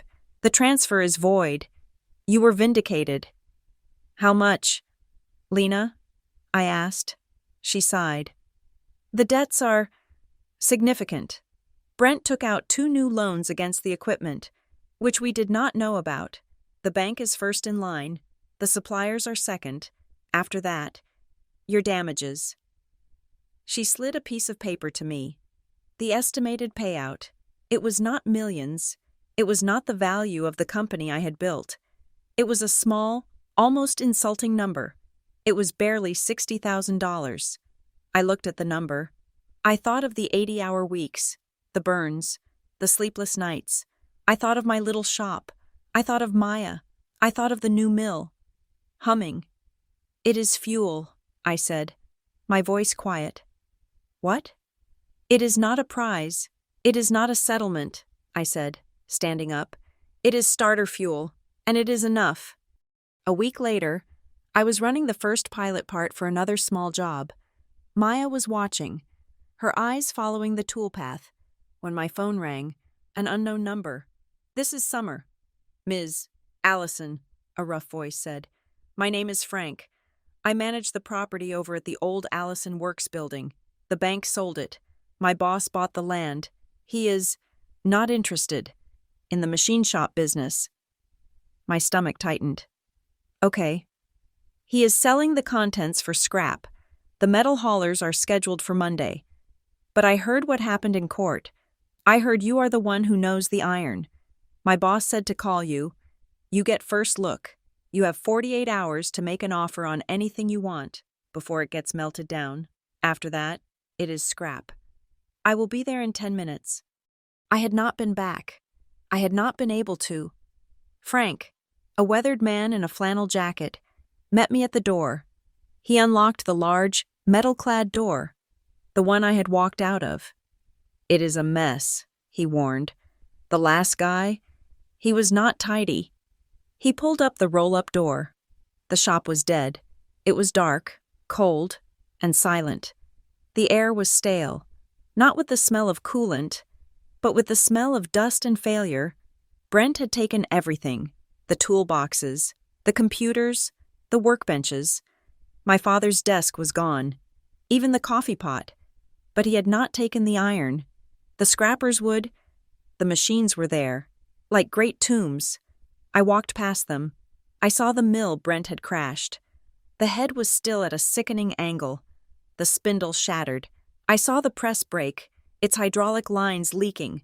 A puddle of old oil congealed on the floor. He had run them into the ground, broken them. It was a graveyard of my past. And then, in the back corner, under a layer of dust and grime, I saw it. Old number 7, my grandfather's first CNC, the one he bought with a second mortgage, the one he taught me on. It was massive, green, and built like a fortress. It was the soul of the shop. Frank shined his flashlight on it. "That one, too, big bastard. Probably get 5, 6,000 in scrap for it." I ran my hand over the cold, familiar control panel. The buttons were worn smooth. I knew its every flaw, its every strength. "I will take it," I said. "Take all of it?" Frank asked. "No," I said. "Just this one. I will give you $5,000, more than scrap. But I have to move it. Today." Frank looked at me, at the machine, and back. He must have seen the look in my eyes. "You got it, lady," he said. It is yours. It took 2 days and a small war to move it. It weighed 40,000 pounds. I spent a chunk of my starter fuel on a heavy-duty rigging crew. They had to cut a bigger hole in the wall of Axiom Forge just to get it inside. For 2 weeks, I did not machine parts. I did not sleep. I became an archaeologist. Maya, Caroline, and we lived in that corner. This is our history, I told Maya, as we were scraping 2 inches of hardened grime off the ways. And we are going to save it. We tore it down to the bone. The spindle bearings were completely shot, ground to metallic dust. The servo motors were weak. The drive belts cracked. I was on the phone, calling in favors, sourcing vintage parts from all over the country. I spent another $10,000 I did not have, just on components. Caroline was meticulous. If we are rebuilding it, we are rebuilding it to a higher standard. We were replacing bearings, rewiring the cabinet, balancing the new servo motors. My hands were not just greasy, they were black, raw, and bleeding. I was not just a machinist.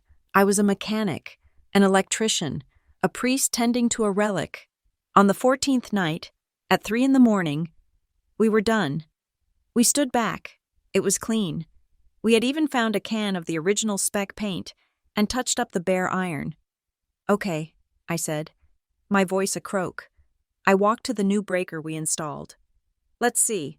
I threw the switch. There was a hum, a series of deep, satisfying clicks. The old green CRT screen flickered, then lit up with a familiar, blocky orange text. I hit the power on button. The sound that filled the shop was not the high-pitched whine of my new mills. It was a deep, powerful, hydraulic roar. The sound of my childhood, the sound of my grandfather. It was the sound of a heart, beating again. We put it in the brightest corner of the shop, a place of honor. It was not just a machine. It was a monument. It was our soul. I was running the first calibration program on it, just listening to it move. When the front door opened, Owen from Titan Forge, he did not call. He was just there. He looked at my 2 small mills, at Maya running the lathe, at Caroline at her inspection station. Then he looked at old number 7, humming in the corner. Good God, he said, walking over, touching the new paint. Is that? That is old number 7, I said. He was quiet for a moment. Then he turned to me. He was holding a folder. I got your pilot batch reports, he said. And the parts. Caroline's QC reports are terrifyingly thorough. The parts were not just in spec. They were perfect. 0 deviation. He held out the folder. This is a 3-year contract for the turbine housing, and 2 other new parts. Welcome to the supply chain. Axiom Forge. Do not be late. That contract, that single piece of paper, changed everything. We were not a maybe anymore. We were a real certified supplier. The reporter from the Riverton Business Journal, the one from the trial, called me the next day. The story ran on the front page of the business section. Young female engineer rebuilds legacy with her own hands. It was not about the trial. It was about the comeback. It was about Axiom Forge, about hiring Maya, about restoring a piece of Riverton history. It had a picture of me, my hand on old number 7, smiling. The day the article came out, the door to the shop opened. It was my father. He stood in the doorway, looking like a man who had not slept in months. He was thinner. He looked old. He looked at my shop. He saw Maya, who nodded at him and then turned back to her lathe. Focused. He saw Caroline, who just stared at him, her arms crossed.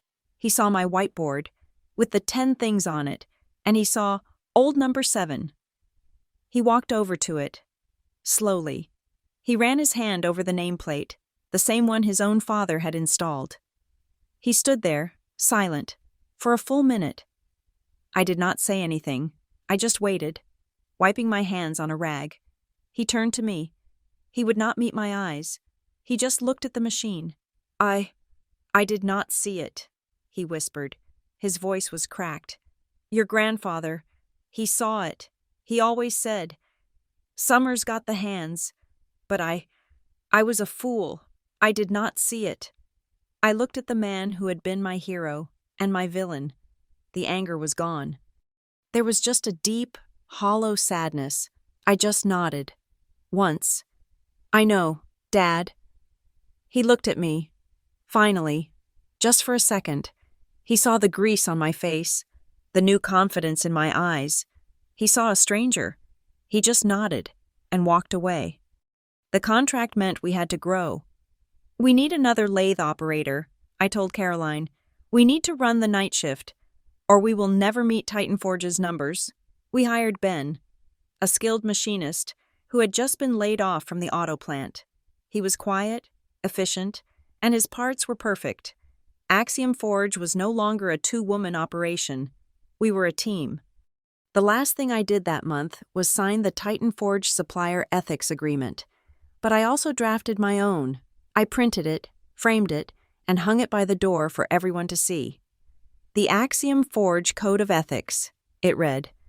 1. We will never compromise the safety of our team or the end user for a deadline. 2.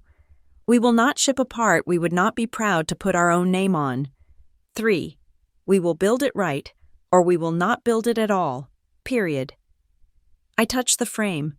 It was solid. It was real. The Titan Forge contract was a foundation, not a finish line. It was our proof of life. With that stability, the work of building Axiom Forge truly began. We were not just surviving anymore. We were building a reputation. 6 weeks after the Titan Forge contract landed, I got a call from a company I had never heard of, Medtronic Solutions. They made components for surgical robotics.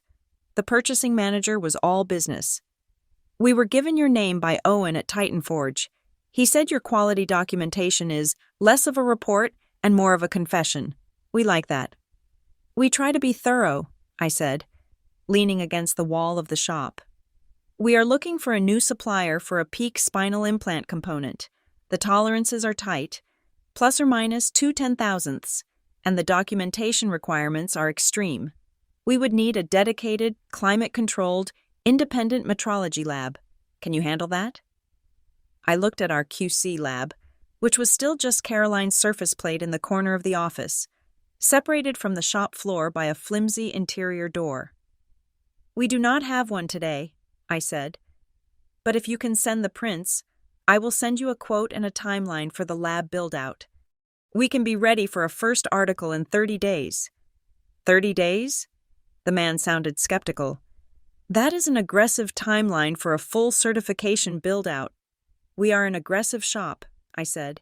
Send the prints. You will have the quote by end of day. That night, I was on the phone with a contractor, framing out a new, fully sealed, and air-conditioned room inside the warehouse.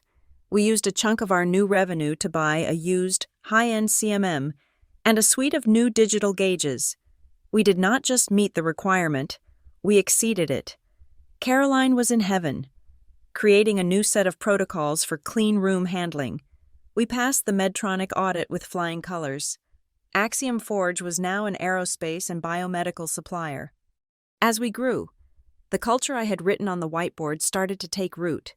Caroline, seeing Maya's natural curiosity, formalized a new program. She called it the Listening to the Machine class. Every Friday, for the last hour of the day, she would take Maya and Ben, our night shift lathe operator, to one of the machines. You do not just read the screen, I heard her telling them, her voice gruff but passionate. You listen. The sound of the cut is a story. That high-pitched whine? That is not fast. That is dull. You are hearing the tool screaming for help. That rhythmic thump? Your workpiece is not secure. You listen with your ears. You feel it in your feet, and you know what is happening inside that steel. It paid off a week later. Maya was running a tricky job on one of the new mills, a deep pocket and a tough piece of stainless. I was in the office, and the whole shop floor had a slight, high-frequency vibration. I came out, ready to stop the machine. Maya was standing at the control, her head tilted. It is vibrating, I said. I know, she said, not looking at me. She was watching the load meter. It is chatter. It is ringing at the bottom of the cut. The standard program wants to do one long, deep pass, but it is too much for this tool. In this pocket, it is harmonic. She hit feed hold. The ringing stopped. What if, she said, thinking out loud, what if we do not do one deep cut? What if I reprogram it to do 3 tiered cuts, a high-speed pass, then a medium speed, then a final finish pass, each one at a different RPM? We could break up the harmonic, just layer the cuts to cancel the vibration. It was a brilliant idea, a way to tune the toolpath itself. Try it, I said. It took her an hour to reprogram the G code. She ran the part. Silence. The machine was cutting, but the high, shop-filling vibration was gone. The part came out with a surface finish like a mirror. Caroline inspected it. Perfect, she announced. At the 7-minute stand-up meeting the next morning, I handed Maya a $50 bill. What is this? She asked, blushing. That is the new innovation bonus, I said, pointing to the whiteboard. You just saved us $2,000 in tool wear and scrap. You earned it. That is the rule. You save the shop money. You make the shop smarter. You get a piece. No questions. From that day on, a suggestion box appeared, and it was not for complaints. It was for ideas. Ben, our quiet lathe guy, put in a note about changing the way we stacked our raw material, saving us 20 square feet of floor space. He got a bonus. The shop was thriving. We were a tight-knit team of 4, but we were producing the work of a shop twice our size. The 10 things list was not just a list. It was our operating manual. We held our stand-up meetings every morning at 6:55, 7 minutes, what we did yesterday, what we are doing today, what is in our way. No long pointless meetings.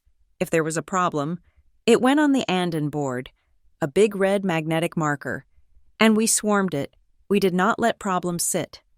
The money was good, better than good. The biomedical contract was lucrative, and with it came more offers. One day, a man in an expensive suit, a buyer from a large, out-of-state automotive supplier, walked in. He did not have an appointment. I heard you are the miracle shop, he said, looking around. Heard you can make anything. I have a job for you. A big one. He handed me a print. It was a simple bracket, but the quantity was enormous. 50,000 pieces. It was a take-all-you-can-make contract. This is a lot of work, I said. It is, he said, smiling. It is a 5-year contract. It would make your shop very, very rich. The material is specified as DFARS compliant 4140 steel. Okay, I said. We can source that. Or, he said, lowering his voice, you could source a material equivalent from overseas. It is about 40% cheaper, my company. We do not check the material certs that closely, if you get my meaning. As long as the parts measure right and you give us a rebate on that material savings, everyone wins. This contract could be worth millions to you. I felt the familiar coldness in my stomach, the smell of cheap suits and easy money, the smell of Brent Halcomb. I looked at the print. I looked at my machines. I looked at old number 7, sitting in the corner, a silent judge. I handed the print back to him. We are not the shop for you, I said. His smile vanished. Excuse me? I am offering you millions of dollars. And you are asking me to lie, I said, my voice flat. You are asking me to put counterfeit, non-certified steel into what is probably a critical part. You are asking me to risk my reputation, and more importantly, the person who ends up using this, for money. We do not do that here. You need to leave. You are making a huge mistake, he snarled. No, I said, pointing to the door. I am not. Get out. He left. The shop was quiet. That, Caroline said from her office, was a lot of money you just told to get lost. We will make other money, I said. We will not make another reputation. We were good, but we were small. The Titan Forge contract was stretching us, and the biomedical work was demanding. The temptation to promise more than we could deliver was huge. "I will not do it," I told Caroline. "I will not overpromise and be late. I will not sacrifice quality for quantity." My father did that. He ran the machines into the ground, trying to chase every last dollar. So, I tried something different. I went to 2 other small shops in Riverton. One was run by a guy my age, Precision Pete's, who specialized in EDM work. The other was Maria's Turning, a tiny 2-woman shop that had the best Swiss lathes in the state. I met them at the Maple Diner, the same diner. I sat in the same booth. "Here is the deal," I said, putting my coffee down. "We are all getting requests for jobs we cannot quite handle. We are all competing for the same scraps. While the big shops get the huge contracts, I am tired of it." "So what?" Pete asked. "So, we stop competing. We start collaborating. We form an alliance. When I get a job that has EDM work, I do not no-bid it, I yes-bid it, and I subcontract that part of the work to you. Pete, when you get a job that needs 5-axis milling, you send it to me, Maria. You are the queen of high volume, small part turning. Let's bid a massive contract together. We share the load. We share the QC. We combine our strengths." It was a radical idea, but in the new, post-Allison Works landscape, it made sense. We formed the Riverton Manufacturing Cooperative. We were 3 small, independent shops, but we could bid like a big one. Our capacity tripled overnight. My work was not just at the machine anymore. It was in building this new ecosystem. Owen from Titan Forge called me. "Summer," he said, "I have a weird one for you. Our executive team is having their big annual review. I have been telling them for 6 months that the reason our new turbine program is ahead of schedule is not supply chain logistics. It is you. It is your shop's micrometer-level craftsmanship. They do not get it. They are MBA types. They just see spreadsheets." "Like Brent," I said, a small smile on my face. "Exactly. So, I was wondering, would you be willing to come and talk to them? Not as a supplier, as an expert. I want you to give a presentation about, what you do. Teach them why the details matter." "You want me to teach a room full of executives about G-code?" I laughed. "No," he said, serious. "I want you to teach them about listening to the machine. I want you to explain to them, in non-engineer terms, what the difference between good enough and perfect really is." The presentation was a week later, in a sterile, high-tech boardroom. I was terrified. I was not a public speaker. I was a machinist. I stood up, in my clean jeans and a new Axiom Forge polo shirt. I did not use a PowerPoint. I just held up 2 metal parts. One was a reject from the old Allison Works. One Brent had made. The other was one Maya had just finished. "This one," I said, holding up the bad part, "is in spec. It passes the test. Barely. It is good enough. This one," I held up ours, "is right. My job," I said, my voice growing stronger, "is not just to make parts. It is to pursue right. It is to understand that the 1,000th of an inch that you cannot see is the difference between a machine that works and a machine that works for 20 years. I told them about listening to the machine. I told them about chatter. I told them about Maya's tiered cutting. I told them about refusing to use cheap material. When I was done, the room was silent. Then, the CEO of Titan Forge stood up, and he started to clap. I came back to the shop that afternoon, exhausted but buzzing. The contract with Medtronic was signed. The alliance was working. I was paying myself a real salary for the first time in my life. There was a small, padded envelope in the mailbox. No return address. I opened it. Inside, wrapped in an old, oil-stained blue rag, was a tool. It was a pair of old, beaten-up needle-nose pliers. The tips were slightly bent, and one of the red plastic grips was cracked, revealing the steel underneath. I knew them instantly. They were my grandfather Earl's. They were the pliers he had used to pull hot metal out of the forge. They were the ones he had let me hold when I was 5. I thought my father had sold everything. Tucked into the rag was a small, folded piece of notepaper. It was from my mother. Her handwriting was shaky.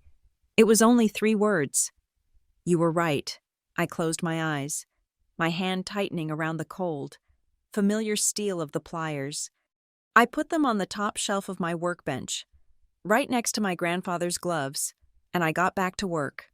The calm did not last. Success in my world is not a plateau. It is a target, and I had just painted a very large, very bright one on my back. The first shot was fired 3 months after the Medtronic contract was signed. It started with a rumor, and then a sign, a new sign, bright blue and chrome, on a leased building 3 blocks down from me in the Ashboro Industrial Park. Halcom Advanced Solutions. Brent was back. He had taken whatever money Fiona had, or whatever he had managed to hide from the divorce settlement, and he had set up shop. He was not just competing with me, he was squatting on my doorstep. It was not a business move, it was an act of harassment. His first move was poaching. He found 2 young machinists, just out of the local technical college, and offered them an absurd, high-dollar salary. I knew both of them. They were hungry but green. They worked for him for exactly 1 month. The trial period, on the 31st day, Brent called them in, told them the economic forecast had changed, and cut their salaries by 60%. They were trapped. They quit. But now they had a reputation for being disloyal. And Brent had gotten a month of cheap, desperate labor. The story spread through the park like spilled coolant. It was his first clumsy shot, and it mostly just hit his own foot. Then came the legal letter. It was from a new lawyer, someone even cheaper and slimier than Harrison. It was a formal cease and desist. I took it to Lena. She read it and actually laughed. "He is ordering you to cease and desist?" she asked, incredulous. "What is he even claiming?" "He is demanding," she read, "the right to co-brand his new venture with the Allison name. He claims that as a former officer of Allison Precision Works, he has a residual claim to the legacy and goodwill of the brand." "The brand he destroyed," I said, my blood running cold.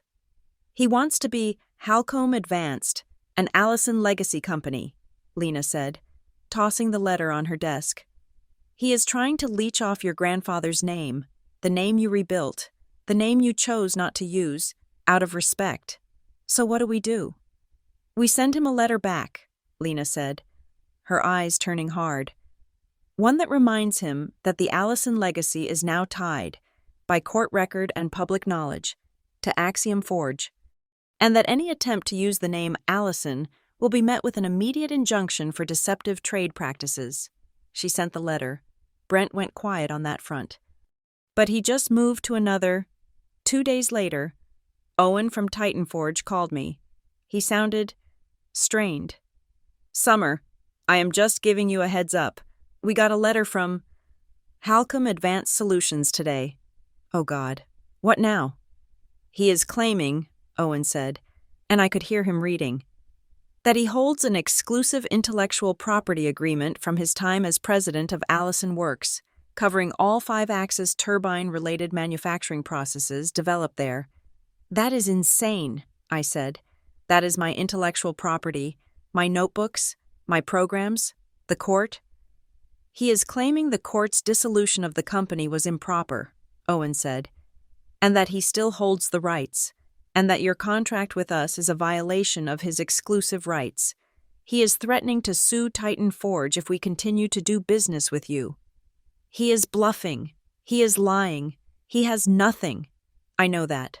"Summer," Owen said, and I heard the rustle of papers. "And I am in a legal meeting as we speak. I just faxed them a copy of the final judgment and the articles of dissolution barring him from any claim. We are not worried. He is a gnat. But you need to know, he is not just attacking you anymore. He is attacking your clients." I hung up, my hands shaking with a cold rage. He was not just trying to build his own company. He was actively trying to tear mine down. The next day, Maya came into the office, her face pale. "Summer, you need to see this." She put her phone on my desk. It was Brent's new website. Halcom Advanced. It was glossy, full of stock photos. And, "Wait," I said, leaning in. That is my shop." He had stolen it. He must have taken a screenshot from the Riverton Business Journal article. There, on his Our Capabilities page, was a high-resolution photograph of my shop floor, my new mills, my team, "That is old number 7, I whispered. My voice was deadly. He had put a picture of my grandfather's machine on his website. "Summer, what do we do?" Maya asked. I did not answer. I picked up my phone. "Lena," I said, "he has crossed a final line. I am sending you a link. I am not just screenshotting it. I want a full digitally notarized, time-stamped capture of that entire website. I want a VBang Dien2. I want it buried." "I know a service," Lena said. "Send me the link. This is what we needed." The tension in the air was so thick I could smell it, like ozone before a lightning strike. And then, the storm broke. Titan Forge announced the bid for their next-generation engine. It was a massive, 5-year contract. It was the kind of contract that makes a company. It was the future. They sent the RFQ to all their Tier 1 certified suppliers, including me, and, because he was technically in the supply chain, they had to legally send it to Brent, too. This was it. This was the final showdown. The bid required a first article submission, a single test part, one of the most complex designs I had ever seen. It required simultaneous 5-axis machining, a mirror finish, and tolerances so tight they were measured in microns. We had 2 weeks. Brent could not compete on quality. He knew it. So he went for the only weapon he had left: slander. He started spreading rumors. He told suppliers that Axiom Forge was a hobby shop.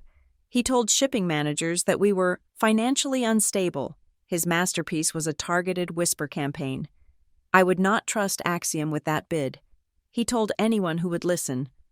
"Did you know she runs that whole place on old machines? Stuff she bought at auctions. She is using substandard, uncertified equipment. It is dangerous. She is going to get someone killed." The lie was smart.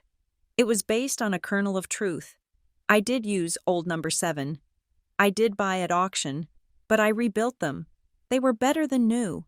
But to a purchasing manager who only saw a spreadsheet, old just meant bad. The night before the first article was due, the pressure was unbearable. I had been living at the shop for a week. Maya, Ben, and Caroline, they were all in it with me. The part was on the mill. It was the most complex program I had ever written. It had been running for 22 hours straight. It was in its final, delicate, 3-hour finishing pass. I was sitting at the control, my hand on the panel, listening to the cut. The sensor data looked perfect. The vibration was nominal. The finish was going to be flawless. We were going to make it. At 3:17 in the morning, the world went black. Not just the lights. The high, steady whine of the mill's spindle died.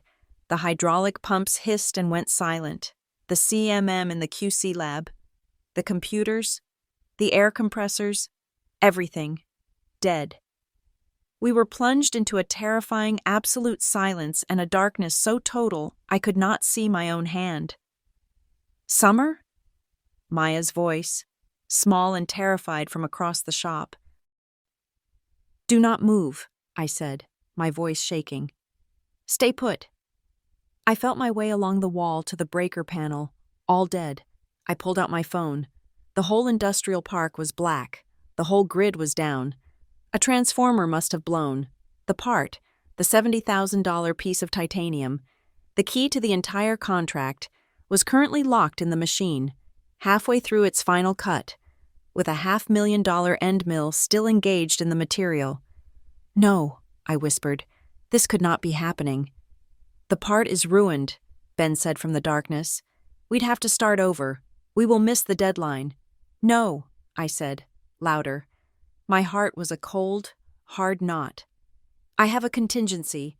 I felt my way to the back of the shop, to the shipping bay. Behind a stack of pallets was a diesel generator. It was old, loud, and ugly. But I had serviced it myself. I had bought it after a brownout 6 months prior. I had never needed it, until now. "Maya, get the emergency floodlights," I yelled. "Ben, get the CMM and the critical systems on the backup breaker." I cranked the generator. It sputtered, coughed black smoke, and then roared to life, a deafening, throbbing engine that shook the floor. The floodlights clicked on, casting weird, long shadows. The CMM in the QC lab beeped, rebooting, but the mill was the problem. "We cannot just resume," Ben said. "The machine lost its reference point. The tool. It cooled. The part. It is probably warped. It is scrap. Summer." "No," I said. I was at the control, which was slowly booting on the generator's power. "It is not scrap. Not yet." I had to do the impossible. I had to re-establish the part's zero in three-dimensional space. While it was still clamped in the fixture, to within a micron, I had to manually, painstakingly, use the non-contact probe to find the exact, last machined surface. I had to compensate for the thermal shift. It took me 2 hours, 2 agonizing hours of code, measurement, and feel. My sensors were critical, logging the generator's power fluctuations, logging the temperature of the part at 5:30 in the morning. I took a breath. "Okay," I said. "I have the new offsets. I am backing the tool out." I ran the program. The spindle spun up. It engaged the material. The sound was perfect. The final pass finished at 7:15 in the morning. Caroline, Maya, and I. We ran it to the CMM. We inspected it. It was perfect. We delivered it to Titan Forge at 8:03 a.m. I did not just deliver the part. I delivered the part, the full CMM report, and the entire, unedited data log from my sensors. The one that showed the power failure at 3:17 a.m., the one that showed the generator kicking in, the one that showed my vibration and temperature readings staying within tolerance for the entire, agonizing, recalibrated run. I did not hide the crisis. I proved I could handle one. Later that day, Owen called. "I just sat through my evaluation meeting," he said. He sounded tired, but he was laughing. "We had 2 parts, yours, and one from Halcombe Advanced." "He actually submitted one?" "Oh, yeah," Owen said. "And it was terrible. The tolerances were all over the map. The finish looked like he did it with a belt sander. It was a joke." "And ours?" "Summer," he said.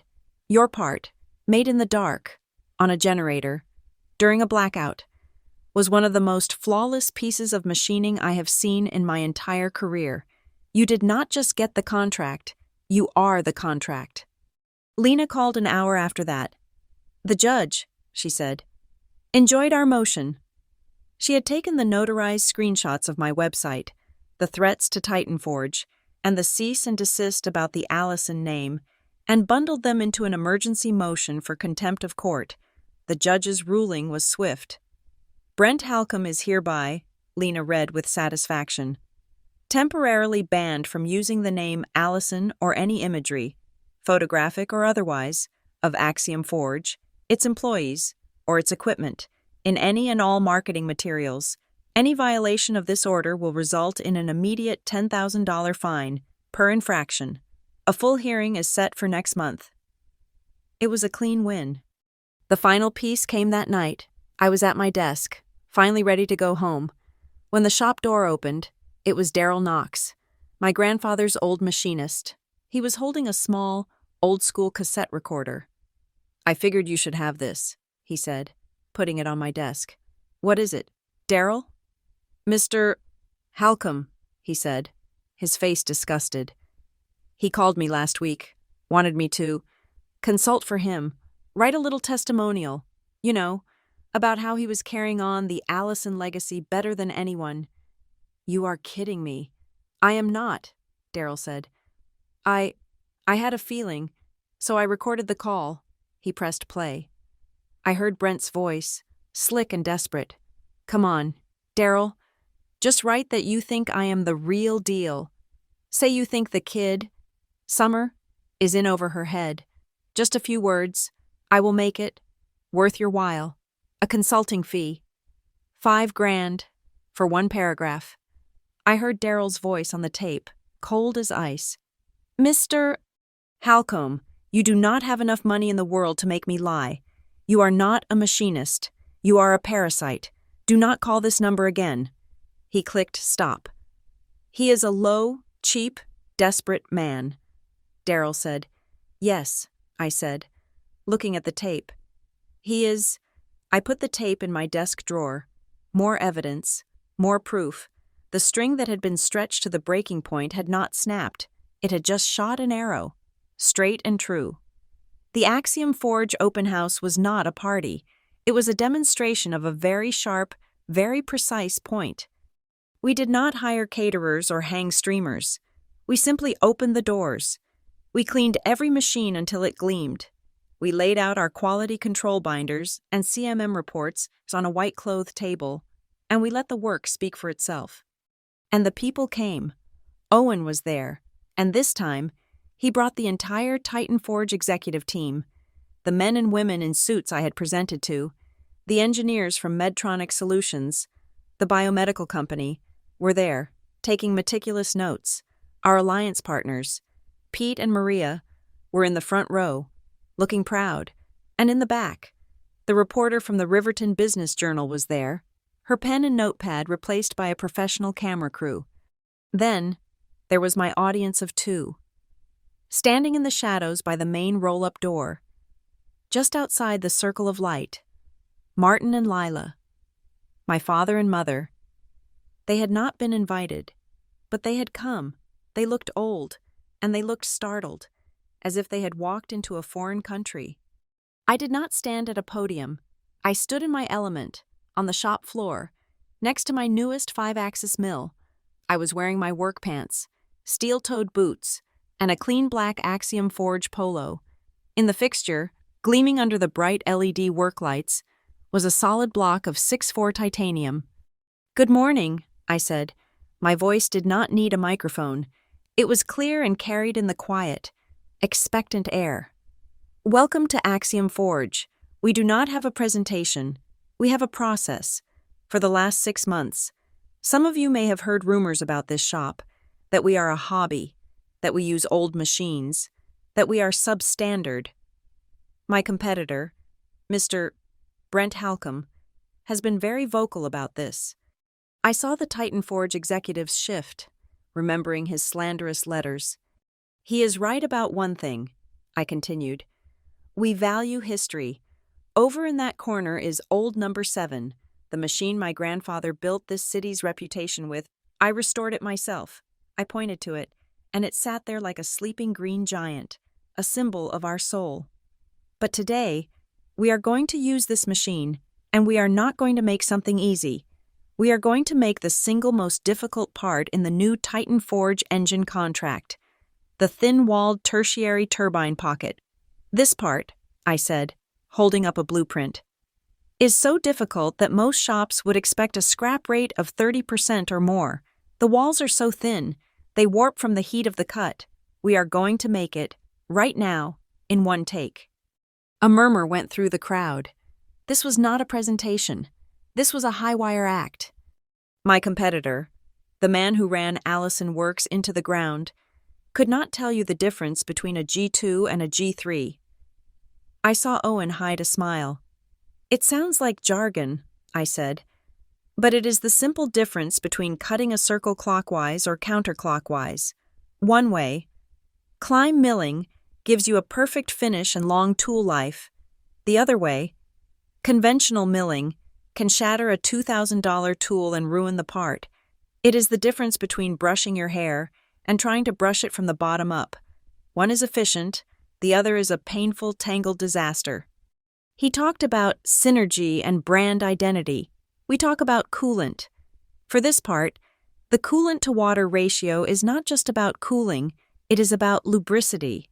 If it is off by even 2%, the titanium will work harden at the cutting edge.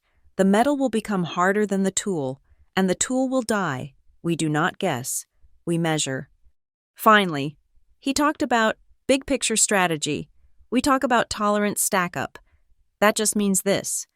If you are building a box and you make the lid 1 millimeter too small and the bottom 1 millimeter too big, the box will not close. You have failed. We work in a world where our 1 millimeter is 50 times smaller than a single human hair. There is no good enough. There is only right and scrap. I turned back to the machine. The executives at Titan Forge asked me to explain what micrometer craftsmanship means.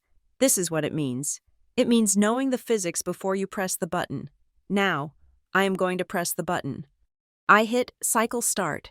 The shop, which had been so silent, was filled with the clean, high-pitched, steady whine of a carbide tool meeting titanium. It was a beautiful, expensive sound. Above the machine, I had set up 2 large monitors. One showed a live, high-definition feed from inside the mill.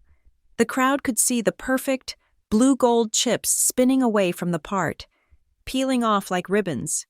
The other monitor showed a live data feed from my sensors, the spindle load, the tooltip temperature, and the harmonic vibration, all displayed as steady green lines. The crowd was mesmerized. They were not just watching a machine. They were watching the process. They were watching the proof. We got to the most difficult, most delicate phase, the final, full-width floor finishing pass. This was where the tool was under maximum stress, where the heat would build, and where the thin walls would try to warp. And then I heard it, before the sensor feed even registered it. I heard it with my ears. The pitch of the whine changed. It went up. Just half a note. It was the sound of harmonic vibration beginning, the sound of failure starting. The green line on the sensor graph began to quiver, ticking up by 0.5%. The crowd tensed. "Right there," I said, my voice as calm as if I were ordering coffee. I did not hit stop. I did not panic. I put my left hand on the machine's head, feeling the vibration through the iron, connecting myself to the process. With my right hand, I reached for the control panel. I tapped the offset key. I turned the jog wheel. Not a big turn, but a tiny, precise click. I was adjusting the feed rate, live, by just a fraction. I tapped minus. I typed 0.0001, 1/10,000th of an inch. I pressed enter. The sound, which had been a scream, dropped back down, becoming a perfect, steady, focused hum. The green line on the sensor graph went flat. I had tuned the machine, by ear, in real time. The run finished 2 minutes later. The tool retracted. The part sat there, gleaming, perfect, and still warm. Ben, my night shift lead, opened the door, a clean glove on his hand. He did not wipe the part. He did not deburr it. He walked it, with the reverence of a sacrament, straight from the mill to Caroline's QC lab. The main monitors switched. The feed was now from the CMM, the coordinate measuring machine in Caroline's climate-controlled office. We all watched as the ruby-tipped probe, an impassive, silent judge, began its dance, touching down on hundreds of points on the part, measuring the very soul of the piece. Then, the numbers appeared on the screen.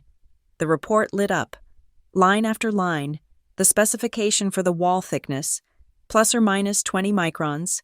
Our result, +3. The specification for the floor finish, a 16 micro-inch finish. Our result, 12, line after line, green, not just in spec, it was in the dead center. Perfect world, theoretical minimum center of the spec. It was a flawless part. The shop was dead silent. I could hear the camera crew's motor. Then, Owen from Titan Forge, a man who I had only ever seen look grim, broke into a wide smile. He began to clap, not polite applause. He was clapping hard. The entire room erupted. The executives, the engineers, the reporter, all of them. Owen walked up to me, pulling a folder from his jacket. "I believe," he said, his voice booming over the applause. This is yours." He held up the 5-year contract. "This is the largest single-source contract Titan Forge has awarded in a decade.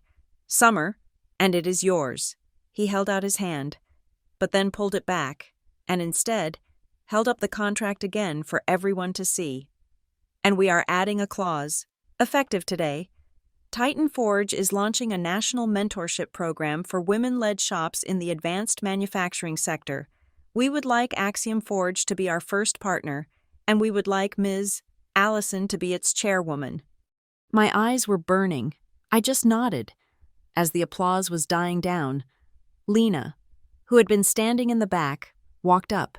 She had a text on her phone. She smiled and whispered in my ear. I held up my hand. "Thank you. Thank you, Owen. And I have one last piece of news." I looked at the reporter, who was filming me live. "I have just received word from my lawyer. The final judgment in my defamation and deceptive trade practices case against Brent Halcombe has been posted. The court found him guilty on all counts. He has been ordered to pay a significant fine, to issue a full public retraction and apology in the Riverton Business Journal, and he is permanently, legally barred from ever using the Allison name, my grandfather's legacy, or any likeness of our shop, in any business, ever again." It was done. The final tie was cut. "But," I said, my voice thick, "that is not the most important thing we are doing today." I looked over at Maya, who was standing by her lathe, trying to look invisible, her eyes wide with tears. "Today, Axiom Forge is awarding its first 2 Earl Hands scholarships, named for my grandfather, Earl Allison, a fund for young women entering the trades. The first one, for her incredible innovation and her dedication to the craft, goes to our own lead machinist, Maya." Maya's hands flew to her mouth, a small sob escaping. "And the next 2 will go to sponsoring 2 new female apprentices from Riverton Tech, who will join us this summer."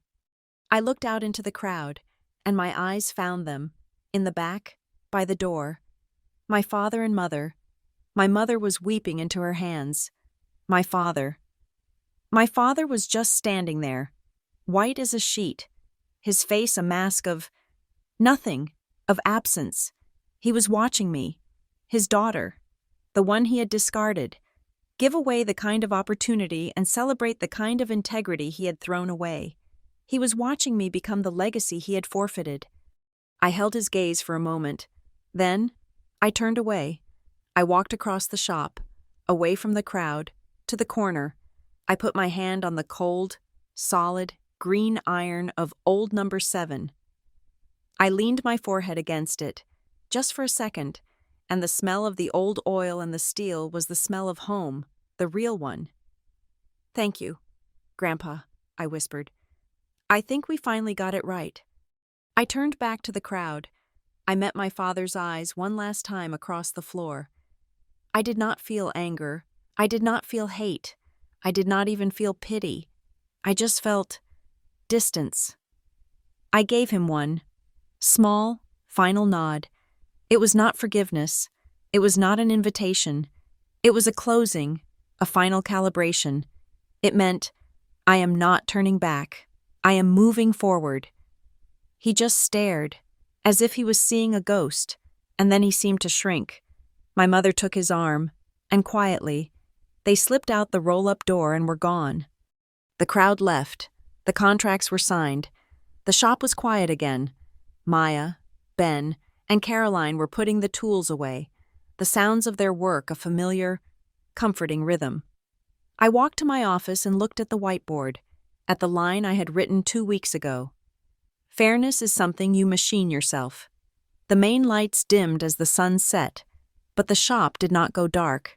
The lights for the night shift hummed to life. Ben was at his lathe, and a new, deep hum of old number 7 started up, as it began a simple, steady job. The lights of Axiom Forge were on, a bright, steady beacon in the Michigan twilight. We were a small team, we were free, and we were building a new legacy, with our hands and with our minds. Thank you so much for listening to my story. I am curious, where are you all listening from? Let me know in the comments below. Share your thoughts, and please do not forget to subscribe to Lila Revenge Stories. Like this video, and give it an extra boost by hitting the hype button so more people can hear this story.